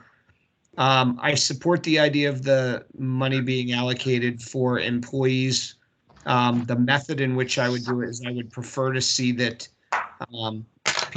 people purchase what they're looking for and then submit for reimbursement on it up to the allotted amount. I don't know how the rest of the board feels about that. Select person Air. Yeah, there's no fine for overrunning your budget. Reimbursing, you have rough numbers. You try to do your best you can. Is that what you mean? What I'm saying is it just, rather than it just being money allocated out that goes in their pocket, it ensures that the money is utilized in the fashion that we, the board, have intended it to be used for. Oh, I agree with that. How does the rest of the board feel about that? I've already made my comments, Mr. Chairman, and I feel that with the addition of your comments and what I've had to say, I'm perfectly acceptable with it. Select person Sikosi. Yep, made sense to me. Okay. And then while Mark's on, could you clarify the 30,000 on maintenance for next year? Yes, a lot of that will be used to basically do some upfitting on the back building. We're slow but sure going to move more and more of the mechanical aspect from the front building to the back building, and there's a few things that need to be done as far as outfitting that back garage. Thank you. Connor, would you make the changes in that policy with regard to how funds are distributed for clothing allotment? Or Yes. bring it before the board as an updated revised policy? Yes. Is that the consensus of the board? Please. Please. Yep. Okay. Moving forward, buildings, advisory budget committee, any commentary? No, we agree with the resolution of the board and feel the amount is okay. Thank you. Buildings, any comments from the board? Hearing none. Anything from the advisory budget committee? Nothing here, Andy. Planning and land use, anything from the board or the advisory budget committee? Dan? Well, I just want to clarify this. I'm just giving a warning. It was discussed the other night that they would like to budget $100 for the website through conservation budget, but my understanding it's only like $700 allowed. They don't really have much of a budget in the land use office. Thank you. Okay. I believe we talked about that at one of the prior meetings that, and I know Connor had discussion on it where we put recommendations in front of the Conservation Commission on how to fund their webpage and to convert to the town's webpage. Correct, Right. Connor? There's an annual fee, $100 a year. They don't want that to come out of their budget. They want to go to it. Yeah, so you're both right. So the Conservation Commission and Trails Committee met with the Technology Committee to discuss transferring their website to the town's website, which would have an upfront cost but no annual maintenance cost. My understanding from reviewing the minutes is that on Thursday, the Conservation Commission voted to keep their website separate from the town, which has an upfront cost and ongoing costs.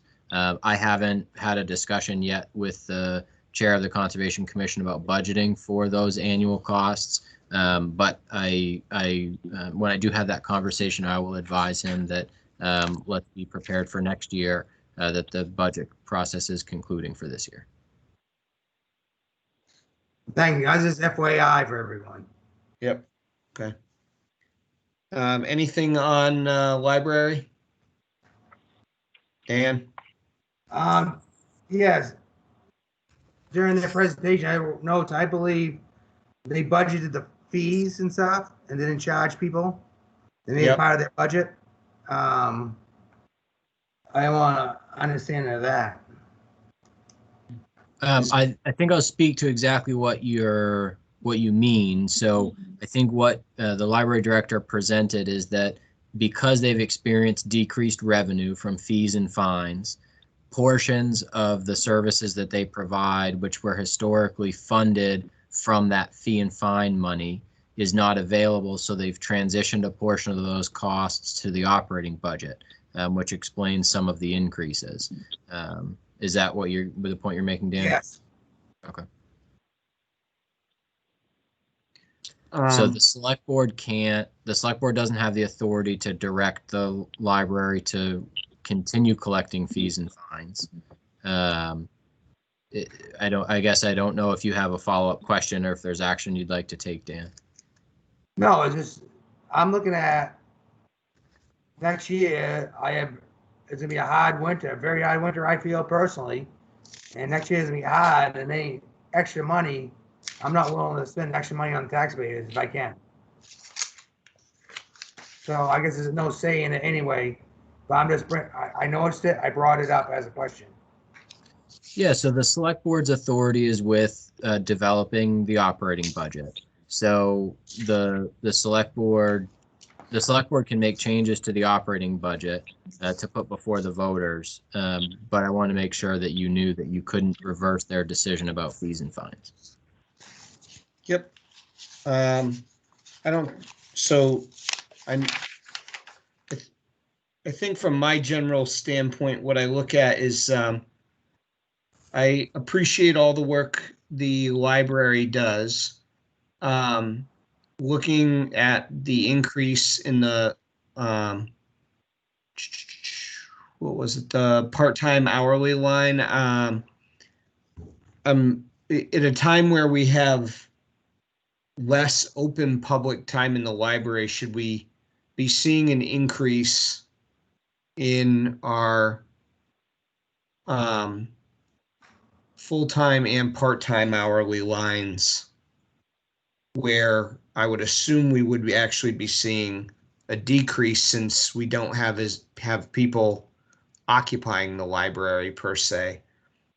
And I understand why multimedia costs would be going up, but I struggle with why operating supplies would be going up. Like digital media makes sense to me, multimedia makes sense to me, but operating supplies and staffing, I would think, especially with part-time staffing, would be coming down at this point because we're not doing gatherings and items in the area. Select Person Bailey? I have one question for you, Mr. Chairman, and that is with the COVID-19, they'll have to clean the books and the other materials, the tapes and the discs, whatever you call them, and then they have to put them in the back in a separate area where they are set for a couple of days. I don't know exactly. They're set there for a time period, and then from there they're taken back out and distributed. But in the meantime, they're still cleaning the other books that are brought back in, and they have to get ready for all that. And that does take up staff time and dollars during this epidemic. Understandable. And I don't know if that's the correct answer or not, but I do know that was one of the discussions we had at a meeting one time as to how time tasking that was. So that's the reason why I brought it up. Yep. It's just as I look back through it, that was my general position on. Yep.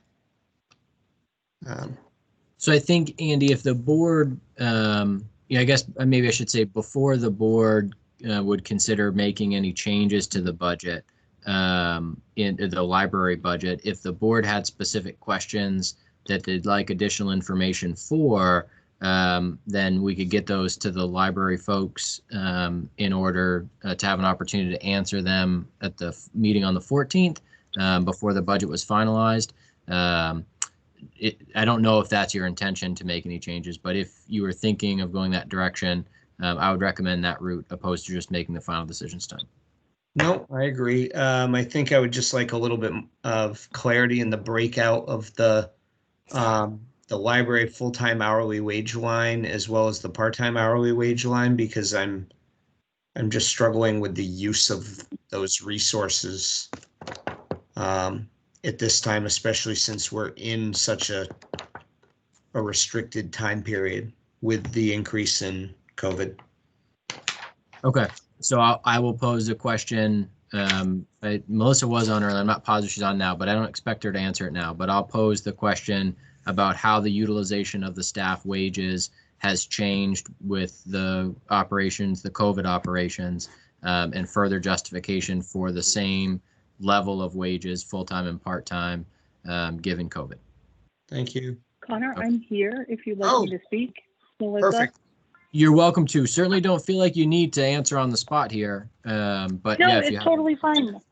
No, it's totally fine. So in regards to the operating supplies, that $200 increase that I put in my budget for this year is just a natural trend that we have had in general in needing extra operating supplies. It's not anything, and yes, like George had mentioned, that it has something to do too with possibly needing a few extra cleaning supplies and that sort of thing. In order for us to make sure that we properly disinfect our materials and that sort of thing. But in regards to our full and part-time lines, to be perfectly honest, our workload has not changed just because we don't have actual library events happening in the library. We still use part-time and full-time staff to process all of your take and make kits. We still have people that are still putting together all the other things that you may need for a program. We have even more work because we have to quarantine materials right now. None of that's going to change until this pandemic is over. So if anything, we should have increased our hours this year, but because we were asked to make sure that we were conservative in our budget planning for 2021 with respect to everything, I left my hours for my part-time staff and my full-time staff as they are and have been for the last about year or two. I believe there was a small increase last year. So we, just this morning, it took 2 people plus a third extra set of hands to help check in 4 bins of materials that had been returned, after quarantine. So there's definitely the same amount, if not more work that needs to be done because of quarantine. And if I start cutting back hours, then we have to start cutting back our services because we won't have enough hands on deck to be able to properly serve our library community and anybody else that may come into our library. Mm-hmm. So just for my own, with the digital media being more and more of an item where people are just logging into a service to look at books on their own devices, is that reducing the amount of actual physical books leaving?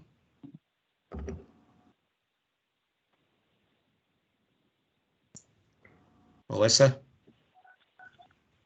No, that's our number of books that are still going out are the same, if not more, because more people are home and they have more time to read. But we do have more people that are taking advantage of Hoopla because they don't, Hoopla provides a little bit of a different service than your Overdrive or Libby app, depending on how you use it. If you use it, there's long waits for that sort of material through the state consortium that we participate in, which is a good chunk of my digital materials line. It's just a little over $3,500, I believe it got bumped up to this year. So that's extra services that we're providing to our patrons so that there's less of a wait, there's more of a variety, and that's less that we actually have to put in our cramped library because we don't have shelf space to put some of these more esoteric type titles or movies or magazines or whatever it may be that our patrons are looking for that we can't fulfill through either our collection or through interlibrary loan. Okay. Jim Sakosha? Hey, just curious on this question. I'm still, you guys can hopefully answer the unsureties and be like, hey, you're way off, or hey, maybe that's a decent idea. But how are the school librarians working with this pandemic? Are they booked up as well? Are they getting books out of their library? Because I'm thinking, I'm like, all right, if they're doing online and they're not really handing out books in school, I mean, I know, if they're in their library, that's great. But, if the town needs help, I mean, it's all under the same roof, kind of, right? It is. Oh, absolutely. And we have our own special little interlibrary loan service that we provide to all the schools in Barrington. And either our staff members or volunteers will come to the library and pick up those materials and deliver them to the middle school, the elementary school. We opt in lately weekly, if not bi-weekly, been getting requests from the ECLC next door, putting together class kits for the teachers, depending on what they're covering that week in their class.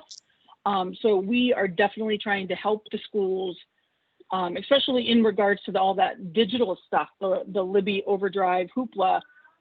We're encouraging teachers to have their students look at those other options for their reading that they may need, either as a class or individually for their whatever individual read they may be doing. Okay. Does that help? Yeah, it does. Thank you for the Okay. clarification. You're welcome. Dan? Sure. Well, technically, the school is a different identity, different budget and stuff. So we're not under one roof legally. Clarify that, Jim.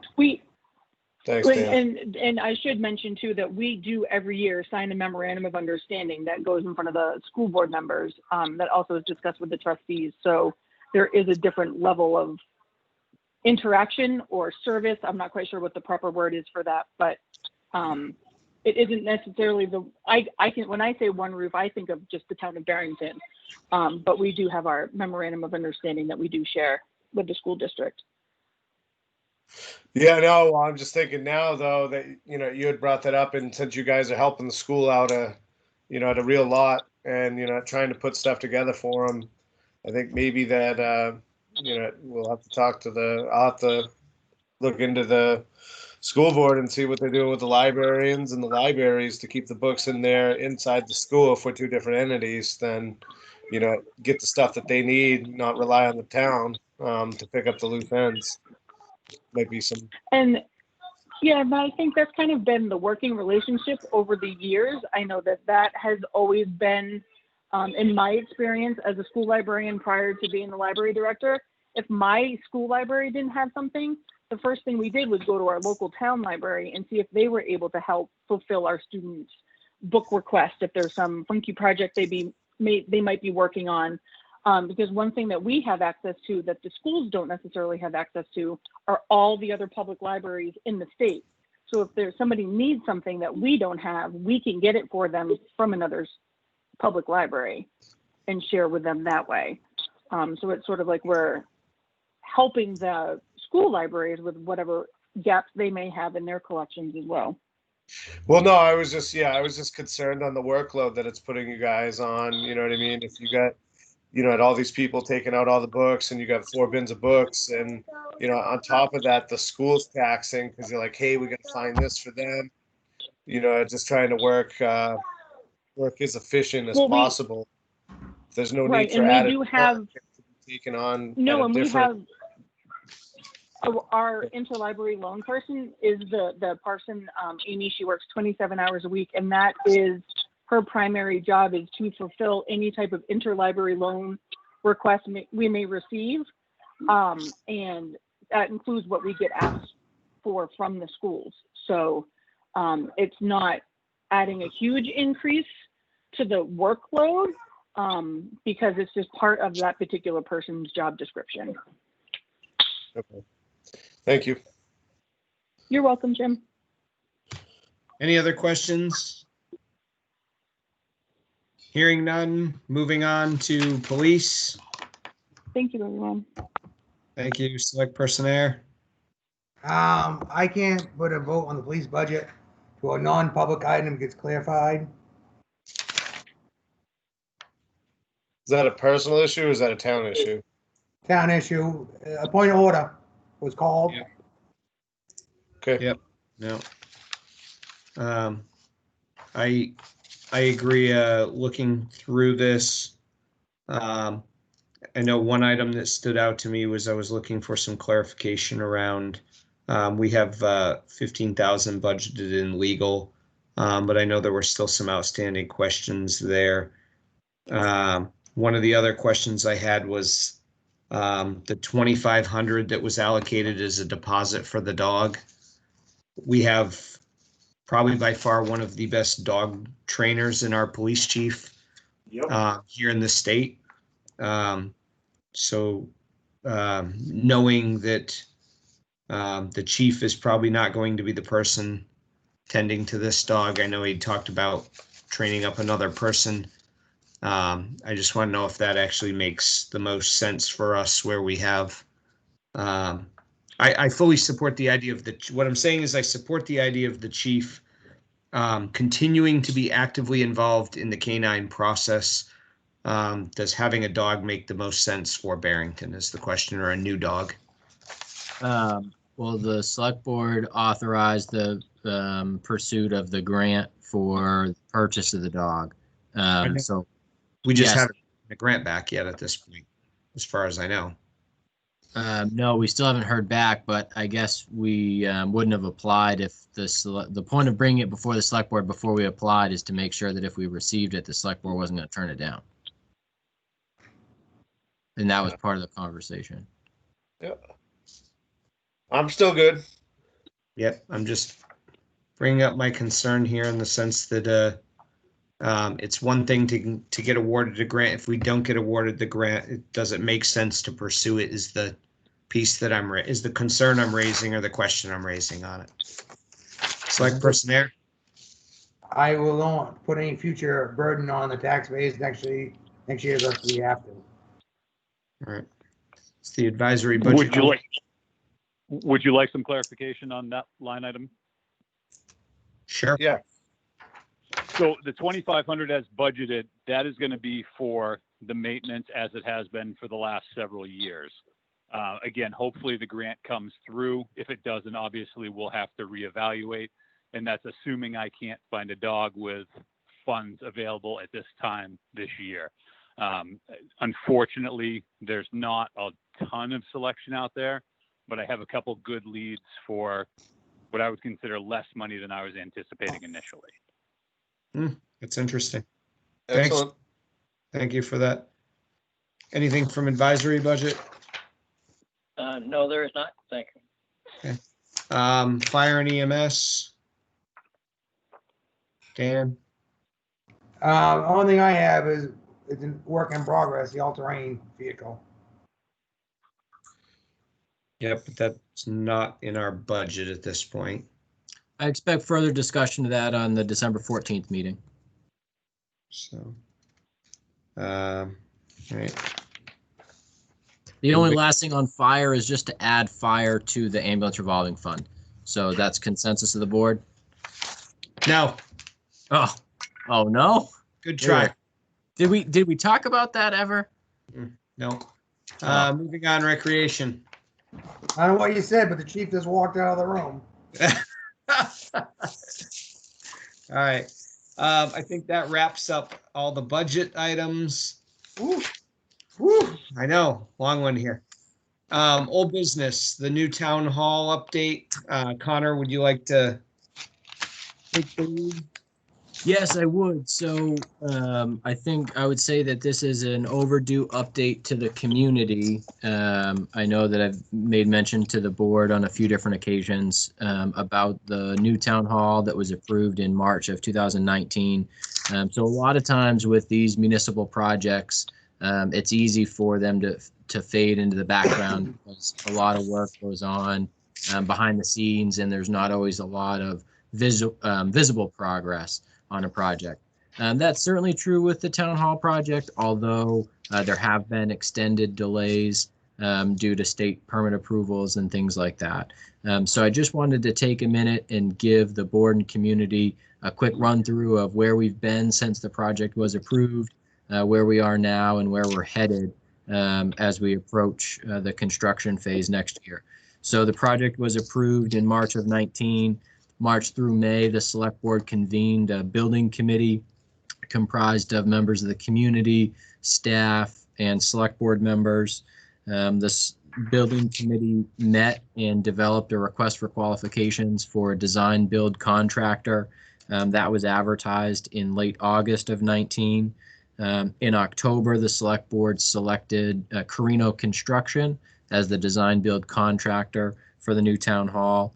From October of 19 through March of 20, that contractor worked with the town hall building committee to develop and refine those plans. And this is a good example of, a project where a lot of progress happens in the background as the committee's working with the architects to work through the designs. And there's not a lot of visual progress for the community, but a lot of really quality work going on behind the scenes. All of the building committee meeting minutes are available on the town's website. Those are all public meetings. So in April of 2020, this project received conditional approval from the planning board. So an important step to get the buy-in from that group. And obviously there's a notice requirement and public comment period for that review as well. So after that approval, May to July, the contractor worked with the building committee to finalize the design. And this is more the interior fit and finish of the design, getting construction ready plans. So in July of 2020, the original subdivision creating the town hall lot was redesigned. It was redesigned partially in response to the delays of permit approvals from the State Department of Transportation. And so that redesign caused that project to go back to the planning board. And so the original delays from the state permitting, now additional delays from taking this project back before the planning board for review. And so the town, continued to work behind the scenes on its project, getting the approvals necessary. And so on September 11th, the town hall project design received approval from the Alteration of Terrain Department of Environmental Services. Anybody who's been through that process recently knows that that's a huge milestone. If there's one permit that will generally hold up a project, it's an alteration of terrain. It just takes a tremendous amount of time, and you stand and wait in line for that. So again, we've been making progress. So on November 3rd, at the planning board meeting on November 3rd, the new subdivision design received the same conditional approval from the planning board. So a big step to put the project back on track.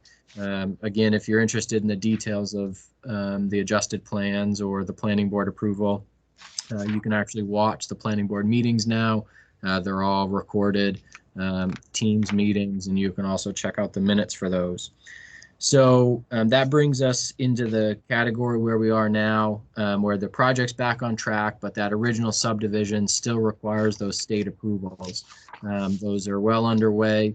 First, it's going to be the Department of Transportation, and then it's going to be the state, the alteration of terrain permit for the entire project. At this point, conservatively, we believe that those permits will be in place in March. And so, November through February, we expect those permits to come through, and I'll certainly continue to update the board.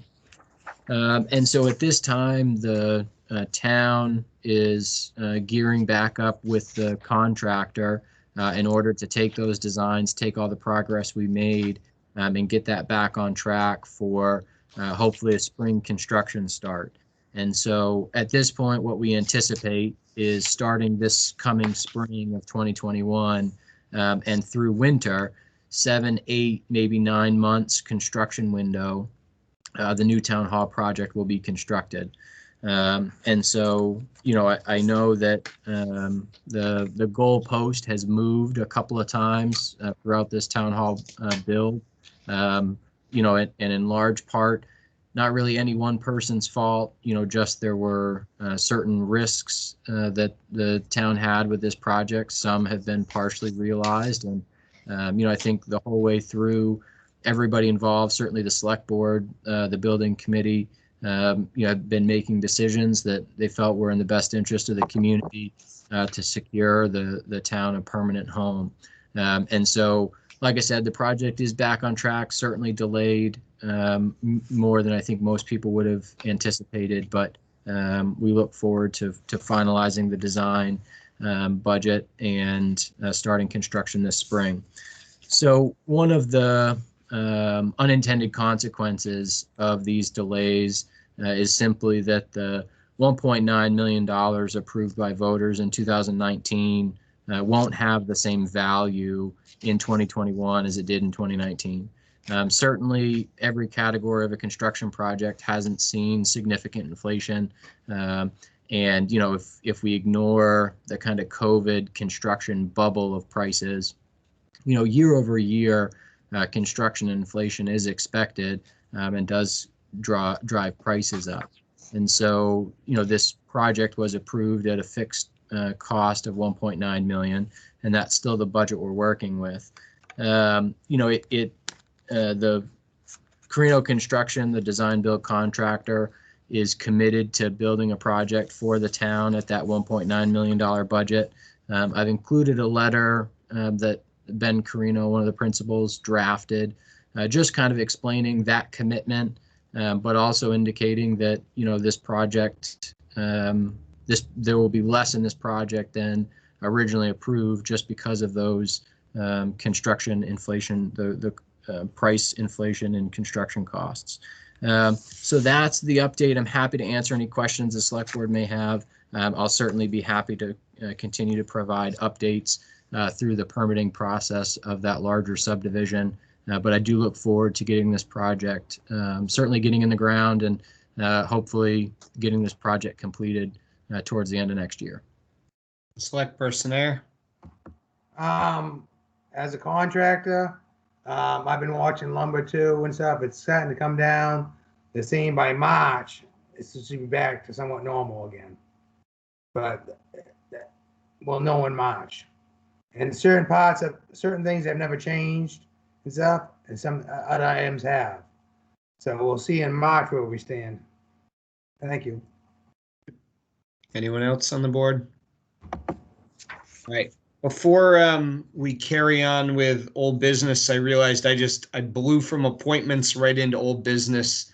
So I'd like to pause on old business and create the opportunity for public comment here. So I will give it kind of a minute to see if anyone has any public comment. I didn't feel it was right to question the chair's interpretation of the agenda. No, yeah. Sometimes I need somebody to rein me in a little bit. Noted. Tiffany, right. Can you please make note of that next time I try to reel Andy in and he takes issue with it? All right. Absolutely. Seeing, no public comment. I have a general public comment, and my comment is I'd like to thank all the different committees and boards because you know, I know myself being involved on several of these. The amount of time that the budget committees, the conservation committees, the library committees, like everybody puts in is a significant recreation. It is a significant commitment to time, and everybody is giving up something else related to their time to do all of this. So thank you to everybody that's doing it. Hear, hear. Select person Air. FYI, I don't know, maybe we all should, in the public, if anyone's listening, try to do something for Christmas and the holidays, all religions and stuff, because of the COVID-19. Other towns are trying to do virtual stuff. Maybe people should hang a wreath in front of their house, something like that. Just show community support for everything. Okay. Seeing no other public comment. You haven't had anybody chime in or anyone trying to get on, Connor, is that correct? No, correct. Like, I don't see anything on my screen. Moving on to review of minutes. We have the 11:30 minutes. On account of that being a 4-hour meeting, those minutes, the final draft of those minutes will be available for the 12:14 meeting. Okay. I see that note here. I just wanted to make sure that that was still the case. Is Administrator McIver and Municipal Office Administrator Caudle, do you have your reports, please?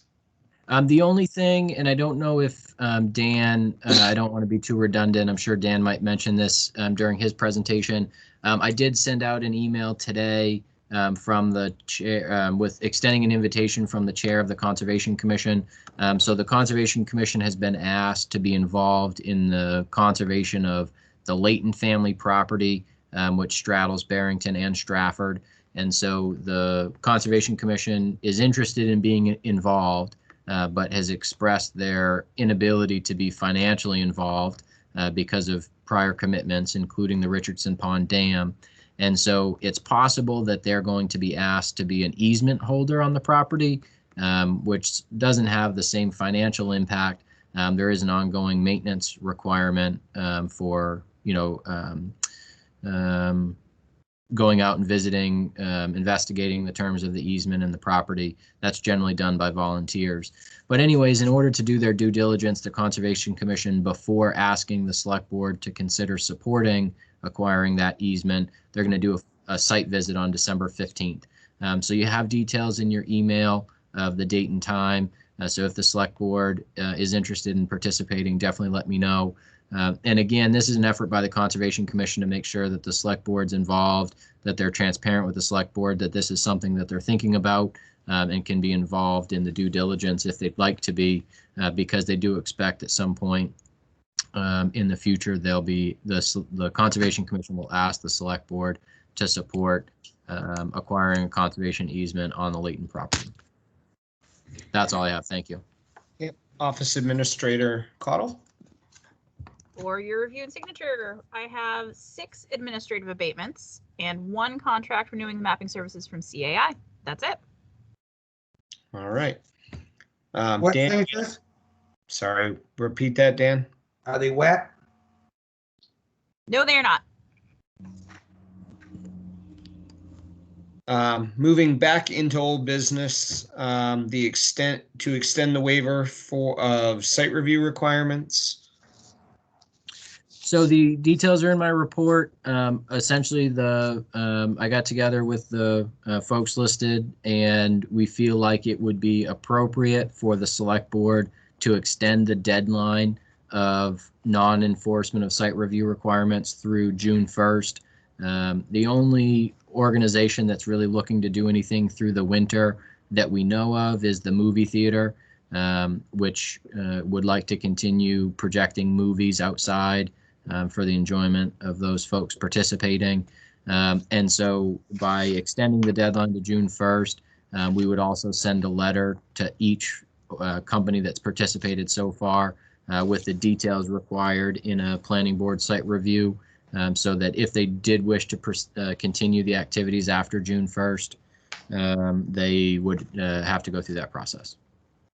Select Person Air. Yes, at this time, I want to make it very transparent. And everyone knows I am a contractor in town.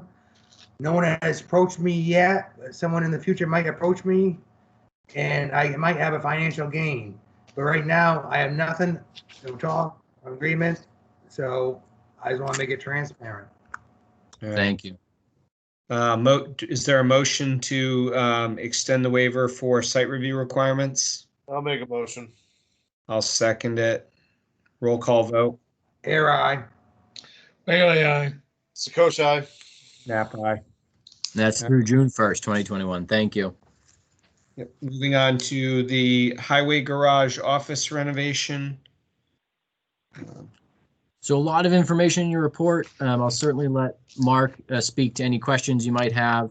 The long and the short of it is we let you know that the cost for a trailer was quickly going to exceed $100,000, and Mark, being a taxpayer in town, and myself as well, felt like there was a better way to accomplish the stated goals for a more reasonable price tag for voters. So while we appreciate the support of the board, as we let you know previously, the interior renovation option was reviewed, and so you have 4 proposals included.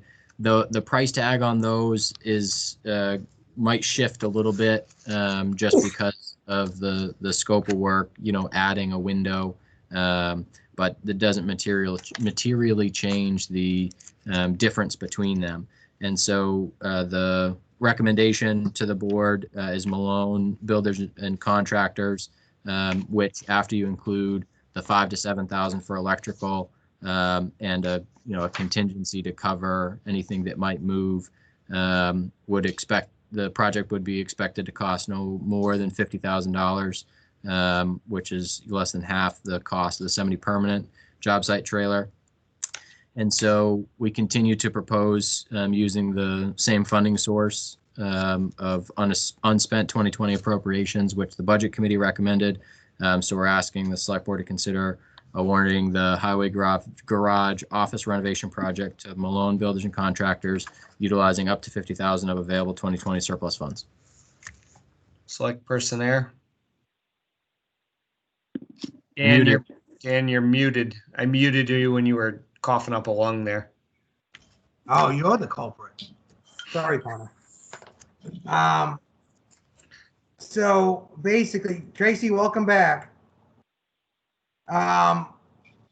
So basically, I went through all the contractors' bids and stuff, and they vary and stuff.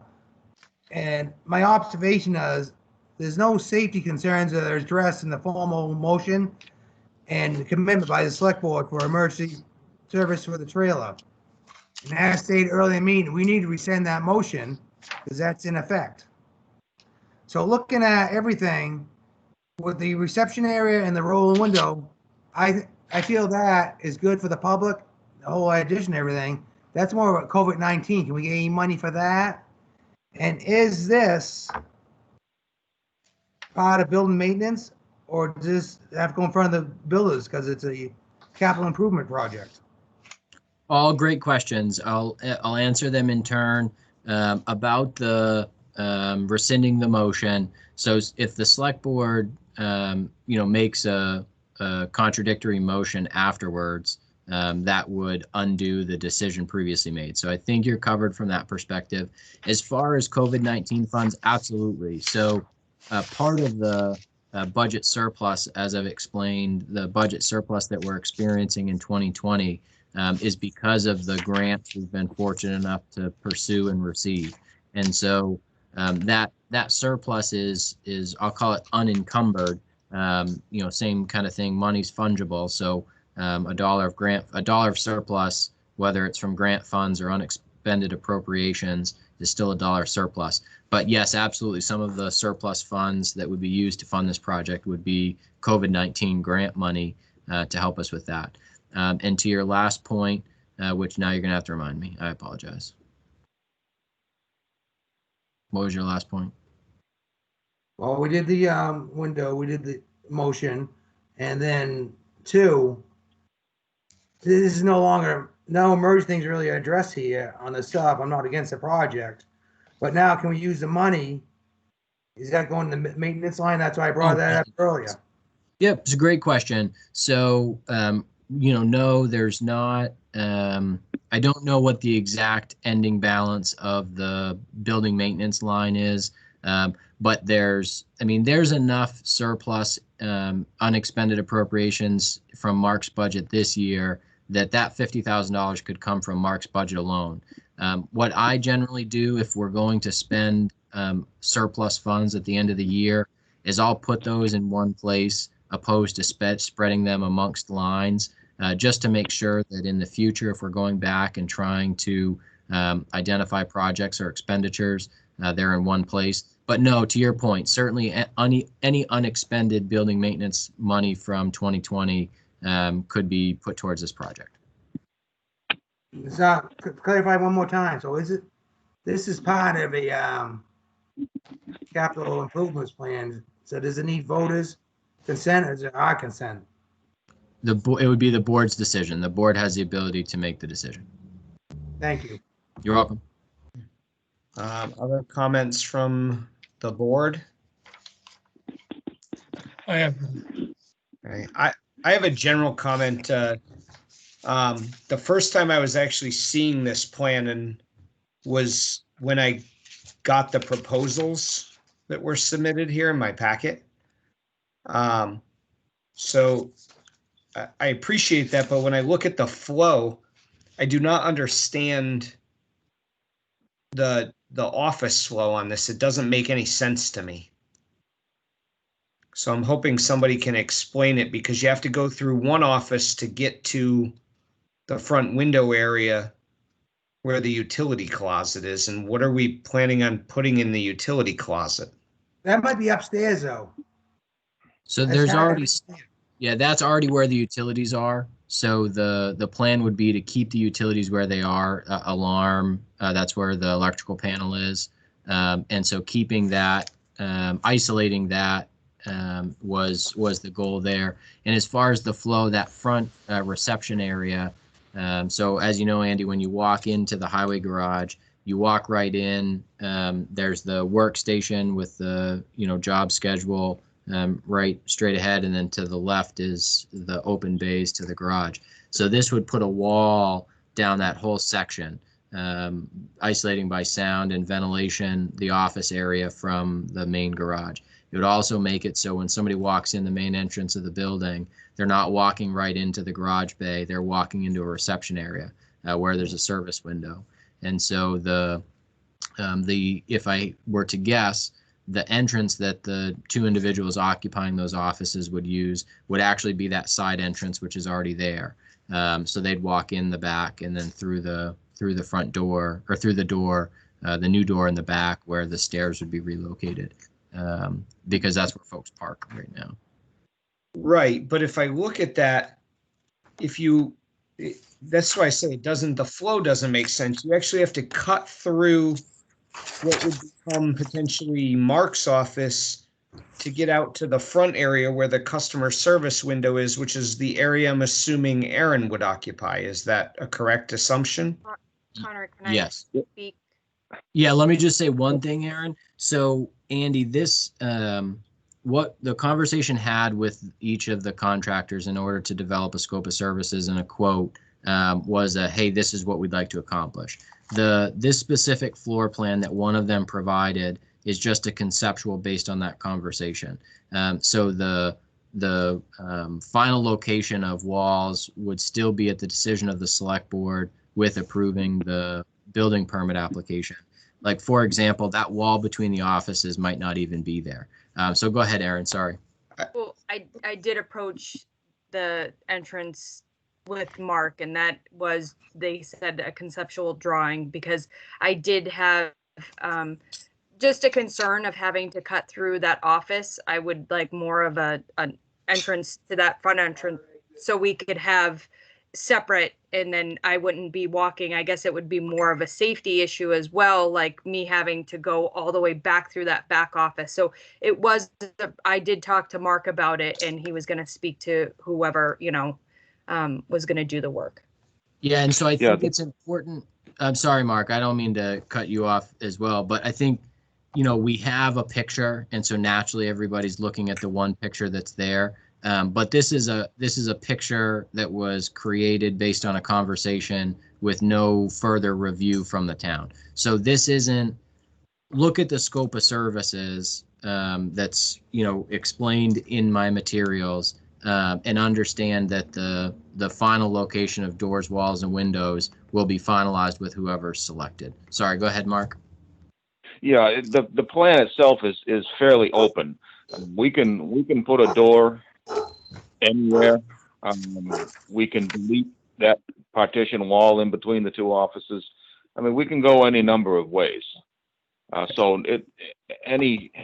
nothing's etched in concrete with this at all. It's now that if we know that we're going to do it, we'll put a little more thought into it and finalize, between Aaron and I and whoever else, what the best configuration would be. But there's a dozen different ways it could go. Okay. George was next. Yeah, the only thing I had to comment on, everybody covered, was the safety aspect in case of fire. So Aaron needs to have an escape route. That's the only thing I would say. Thank you. Yep. My general comment on it is I would view this the same way as I do kind of the library request. You're asking me to approve money and funds without a plan is not something I typically am going to be in support of. Select Person Air. Well, I need more clarification too, because none of the safety issues that were brought up in this first thing that the board acted on, I didn't raise the motion, I voted on it. So I want all the safety issues concerned. The lounge break room, is that all taken care of now for safety? Yes, it is. And then Yes, how it is. about the bathrooms? There was talks about the bathroom. Is there any plans for the bathrooms in there? Let's address the water supply. We are in the process of putting filtration in to clean up the water, the domestic water that's coming into that building. That will be a step towards being able to clean up that bathroom and sink room area and make it so that the fixtures and everything aren't covered with rust all the time. You know, if we want to, we can, you know, get the shower back up and running if we choose to do that. But we got to clean the water up first, which that's in motion. Thank you. Well, I have to lodge scrubbing because the water's tough in Barrington. Thanks. Are there any other? What about separate bathrooms? There's less than 10 employees and we have a unisex bathroom is the way I understand that. Is that the law that way, Andy? Yeah, that meets the standard. You don't have to Okay. provide. No, that's all I was asking. Thank you. Select Person Hardikoff. Sorry, I had to unmute myself. So the one thing I just want to bring up, and I haven't heard the entire discussion of this, but when we were considering placing a $75,000 trailer on the property, we weren't discussing how the trailer was going to be really appointed or how it was going to be configured or what was going to happen with it. I think in projects of this size and scope, and Andy, I realize your expertise in facilities management, but I do think from an operational perspective that it is likely that Mark and Aaron are the experts in knowing how the flow of those offices should be designed. So if we're going to vote to approve the renovation project, I do think, you know, certainly they could bring forward before the board a final outline, but I do also think often it's important to listen to the experts who are functioning in the space. I agree, but that wouldn't meet life safety code in its current configuration. Again, try not to look at the picture. We didn't ask for the picture to be drawn. It was, I know. Well, look at the scope of services. It's not all you have, because you have a scope of services, which I think is what, in my opinion, what I'm asking the board to vote on, that scope of services. And as Tracy explained, for the details to be worked out, you know, with the building inspector, and as is past practice with building projects on town facilities, the select board would be signing off on the building permit application once the design's finalized and a building permit is pulled. So this certainly won't be the last time the board has an opportunity to weigh in on the scope of services. But before we can commission that and get to that point, we need to move in the forward direction. Thank you. Select Person Air. Well, I disagree with Connor about this new motion will override the last one. It was brought up with safety issues. The board acted on it. I want that first one nullified before I can move on to anything else. So you could certainly introduce a motion to reverse the decision of the select board authorizing the expenditure of funds. And if you'd like to cite the specific meeting and amount, I can start looking at those, or if you're comfortable reversing the decision, stating the general terms, and we can cite the specific date in the minutes. Go ahead. I'd like to make a motion at this time to reverse the decision, and the town minister will refer a date and time on it, Sorry, Uh, sorry to interrupt. You can add it to your motion. I was smart enough to include it in my town administrator report. So you're looking to reverse the decision of the select board on October 5th, which authorized the expenditure of $75,053 for the purchase of a trailer. I second that. Roll call vote. Here I. George, you're muted.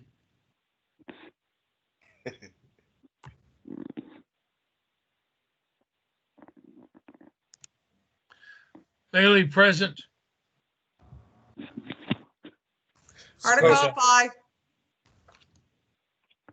Select Sakosha, person. aye. Sakosha? All right.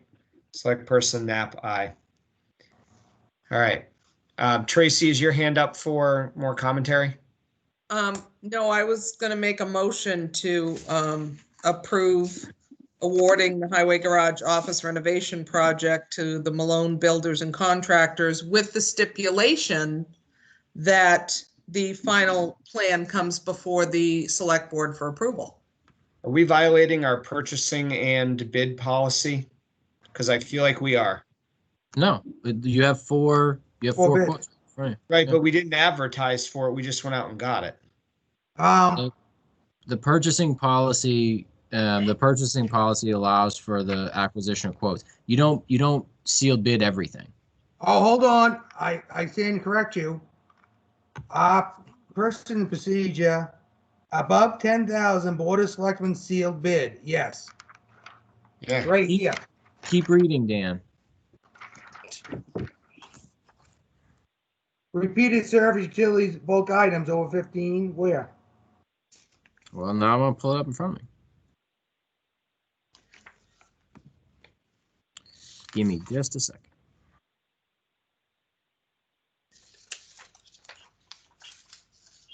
Under 10,000, 3 quotes. Yeah, where are those 3 quotes? I'm looking at my packet here. You should have Well, you- 4 quotes. The last 4 pages. You'll have one from Hayden Fine Carpentry. You'll have one from Monadnock Building. You have one from FL Malone, and then you have one from Craven Construction. Dan, what does it say after that table? There's the text. I think it's on the second page. If you print it out, there's like a list of numbered items. Can you start reading that? I'm still trying to pull it up in front of me. I apologize, it's taking a second. I threw the rest of it away. It's in my bag. I'm gonna grab this. Would it be possible for Well, me hold to on. amend? I'd like to speak. Would it be possible to amend my motion, Vice Chair Knapp, to include waiving the RFP process since we have secured 4 full bids of varying degrees? So my motion would then be to consider awarding the highway garage office renovation project to the Malone Builders and Contractors, utilizing up to 50,000 of available surplus funds, and in the process waiving the RFP process due to the timeliness of the need to expend the funds, and that the final outline of the project would be reviewed and approved by the select board. Do I have a second to that motion? Here. All right. Because it comes back to the select board, I'm amenable to it. Roll call vote. Here I. Bailey, aye. Hardikoff, aye. Sakosha, aye. Knapp, aye. This Thank rotation screwing me up. Sorry. And at that point, we have made it through old business, and I will turn my power, authority, and duties back over to Select Person Hardikoff. I was rather enjoying this. I get to think a lot more at this end of things. So we're on to new business. I just need a roll call vote of who would be amenable and available for December 28th additional select board meeting, beginning with Select Person Air, please. Roll call, will you be available? Here, yes. Mr. Select. Bailey, aye. Bailey, aye. What was the date Yeah. again? Knapp, aye. It's December 28th. I should be around. Okay, and I think I will be as well, but I haven't checked my calendar. But we have a quorum, so we would be able to hold the meeting. We will It's gonna add be the a December. 10-minute meeting. Yeah, it's I'm sorry, Monday. It's only going to be a 10-minute meeting. Connor has assured me. Connor, we won't be adding anything but the public hearing portion of that. We're slipping nothing in, correct? Absolutely. No, Very definitely good. not. And hey, but part of that responsibility lies with the board too. So Whoa. that means that the board at the next meeting, the December 14th meeting, as has been scheduled since the beginning of the budget process, needs to be prepared to finalize the budget. I think the board did a tremendous job tonight going through budget by budget, looking at the details. Thank you, Vice Chair Knapp, for leading us through that process. But our next full meeting after December 14th is our budget hearing, which is January 4th. So if the select board, unless the select board has any changes, which you'll remember last year, we got to the end of the budget process and we put everything on hold to that first meeting just in case there were some changes. And so let's not do that again, and there won't be any need to discuss any other topics other than those two 414A on my side. Oh, go ahead, select person here. All right. I will check my notes and I'll get all the information in beforehand. Thank you. Okay, so we have a 10-minute guaranteed meeting on December 28th. Okay, select person reports. Select person there, you got a report out for your committees? Well, you missed out. I can't give most of it, but on the 15th, they're gonna do a site walk review. But understanding this Layton property, 2/3 of it is in Barrington, 1/3 in Stratford. They will be parking in Stratford. They have no intention at this time to do any trails or anything. There are roads going through it. They're primarily gonna hold the property for logging and use the roadways in there.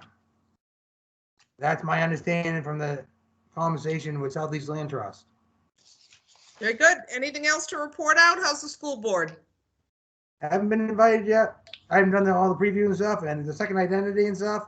So you're gonna have to fire me and put someone else on it because I just can't. Dan, if you do a web search for Barrington Middle School Vimeo, Vimeo, that is the account that they use to post all of their recorded school board meetings. You get pre-approved though.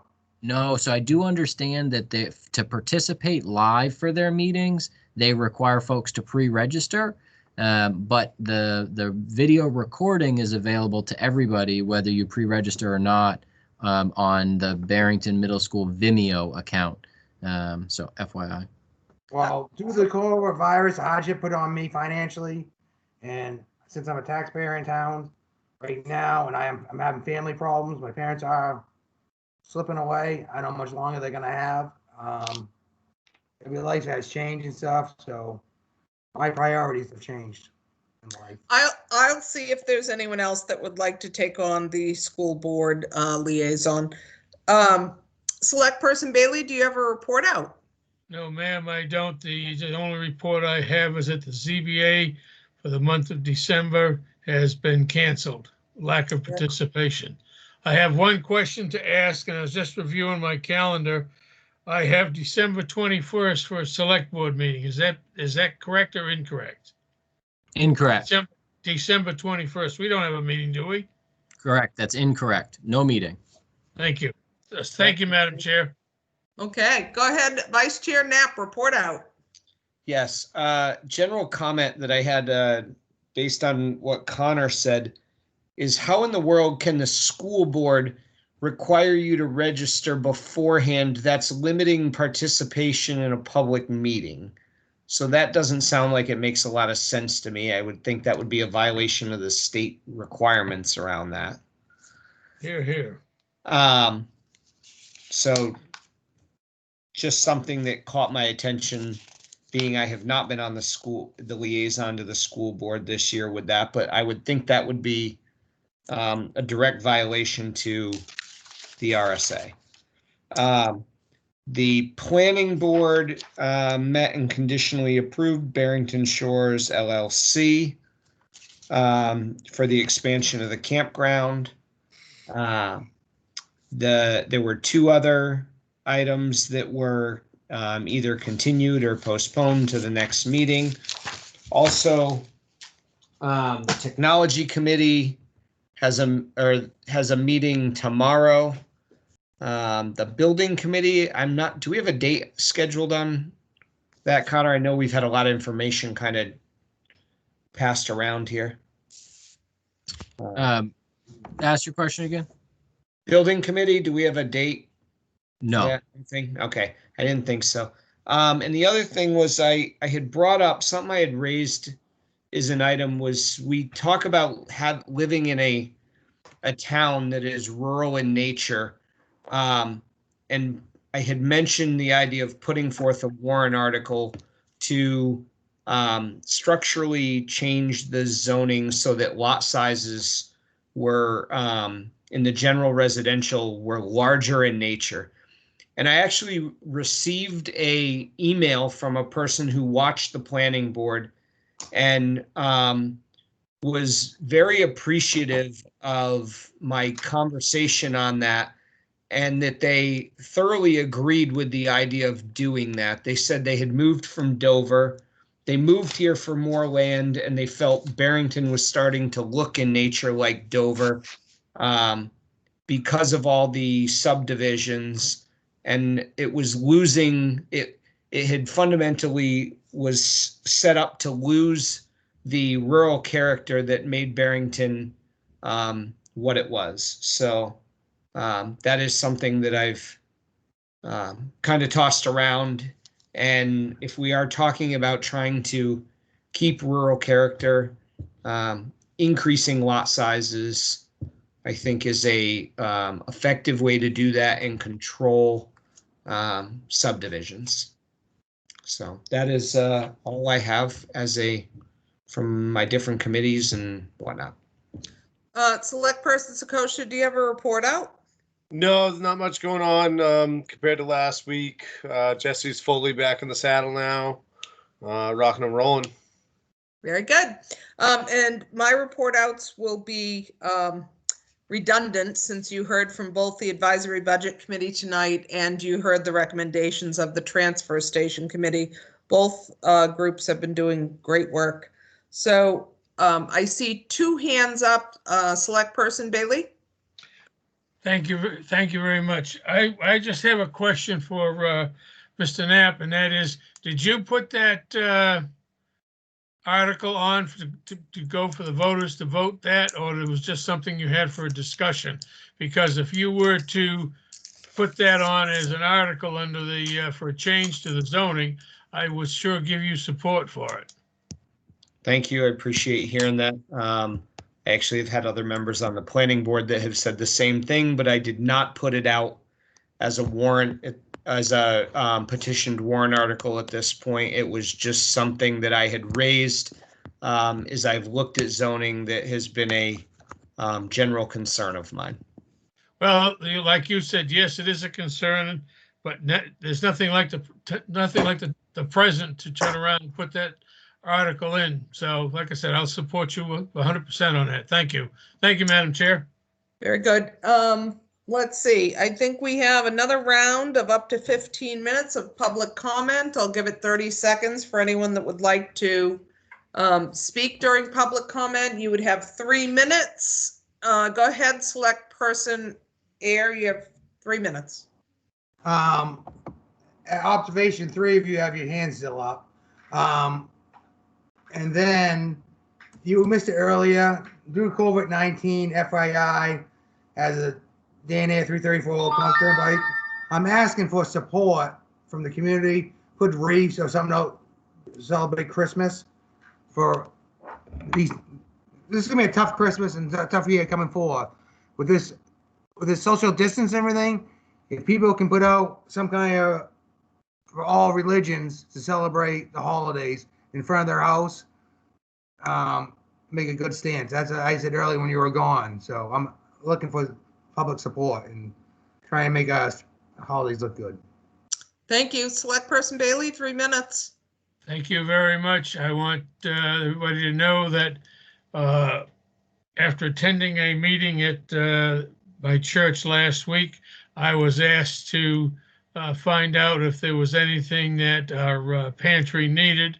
I went through Mr. MacGyver. Mr. MacGyver sent it forward, and I didn't receive anything because the individuals that were asking about it, they wanted to help support the food bank because they themselves live in Barrington and they would like to have that happen. So if I could, with your help, Madam Chair, get to find out some of the needs that our pantry needs, then I can in turn get it back to the other individuals and we can work for there. So I appreciate that. Thank you. Okay. Any other public comment? If you'd like to speak during public comment, you can dial 664-0146. You can mouse over your screen and use your little raise hand feature on your virtual meeting, or you can send a quick email to administration@barrington.newhampshire.gov. I will give it 30 seconds and then we will obtain a motion, I think, from Select Person Air to enter non-public. Is that correct? For purposes of? Reputation. We Okay. also have purposes of legal. Legal and reputation. Very good. And do we see any hands raised? But I have Rick Walker. Go ahead, Chief. Unmute yourself. I just wanted to relay to the board that the tanker showed up on Friday. The guys came in, spent the better part of the day getting it, getting stuff swapped over. And while we still have a few little things to do, the tanker's in service. So we're back to a full fleet of fire apparatus. And certainly we're very supportive of the board supporting the replacement of that vehicle. So thank you. Excellent. Thank you, Chief. Go ahead, Select Person Air. Yeah, I was blessed with the opportunity to pull in there and see the truck come in to the fire department, and they should be very proud of themselves. The swap over was very good and stuff. I walked around it and congratulated them all. So we should take pride in our fire department on this vehicle. It is an outstanding vehicle. Thank you. Thank you, Select Person Air. Any other hands up or comments that came through, TA MacGyver? No, they're not, but I have two things if you would indulge me real quick. Yep. First is just want to make sure it's clear for the board. The deadline to petition a zoning ordinance amendment is December 9th, for your information. And then the second thing, which Tracy, you weren't here, so you didn't know that you missed it, but I neglected here at the first meeting of a new month to read through our December work anniversaries. So if you would give me the 90 seconds, I would love to recognize the folks who have a work anniversary this month. Yep. Starting with none other than our own fire chief. So I actually had to do a little bit of research because this is an employee who has more work anniversaries than anybody in town. I think the only appropriate recognition is just a Lifetime Achievement Award.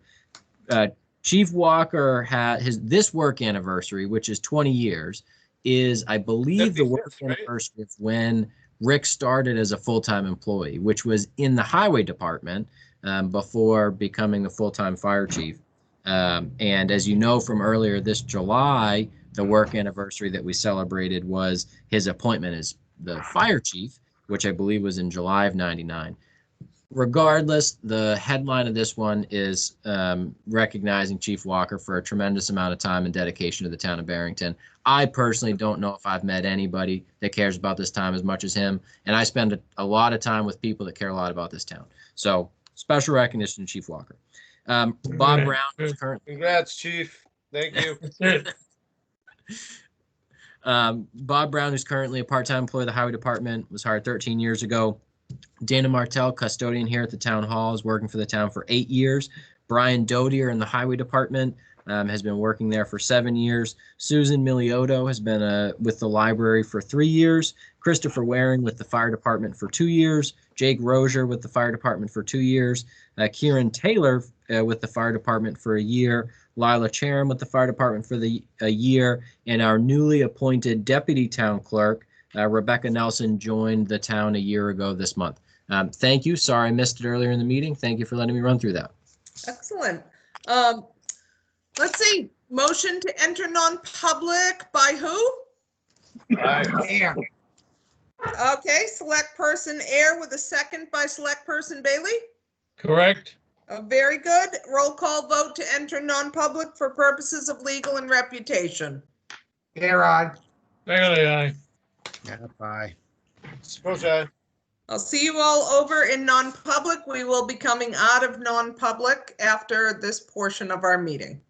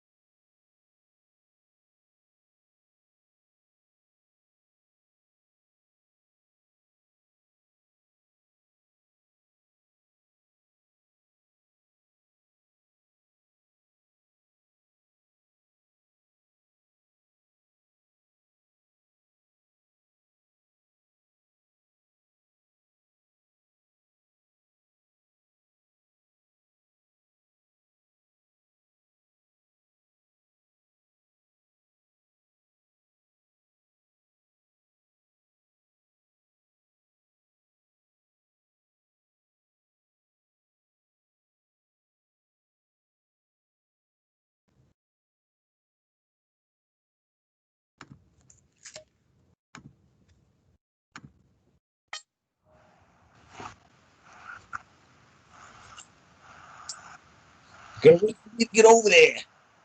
Okay, do we have a quorum? Hold on. He made it. Oh, Dude, you beat Nap. Dan. No, I'm You should be here. proud. I'm here. Oh, coming in late. I just didn't have my camera on. I was here. I've been here. You and I were the first two in, Jim. Okay. I thought I saw a select person. Oh, there's select person Bailey. Okay, Connor. We have one announcement to make based on discussion and decision in non-public session. The select board voted to authorize the repurchase of 2 tax deeded properties by a former owner. That right to repurchase was previously extinguished through the statutory process. The former owner has come forward with expressing a willingness and interest to repurchase the properties for the full amount owed in taxes, interest, and penalties. There's an additional penalty included in the repurchase of a 3.5% of the assessed value of each property, which will be paid to the auctioneer pursuant to the details or the terms of the auctioneer's contract. He was under contract to sell these properties. The total amount that the town expects to collect exceeds $148,000. Should the former owner bring the money while the town still owns the properties prior to the auction on December 12th. That was the only decision made in non-public. The minutes will not be sealed, and the details will be included in the public minutes. Motion to motion- adjourn? Motion to adjourn. Sakosha, aye. need a second. No, I was the second. Go ahead. You're right. Bailey, aye. Nap aye. Sakosha, aye. Hardikoff, aye. Thank you all for your hard work tonight. Have a good night. Hey, see you guys.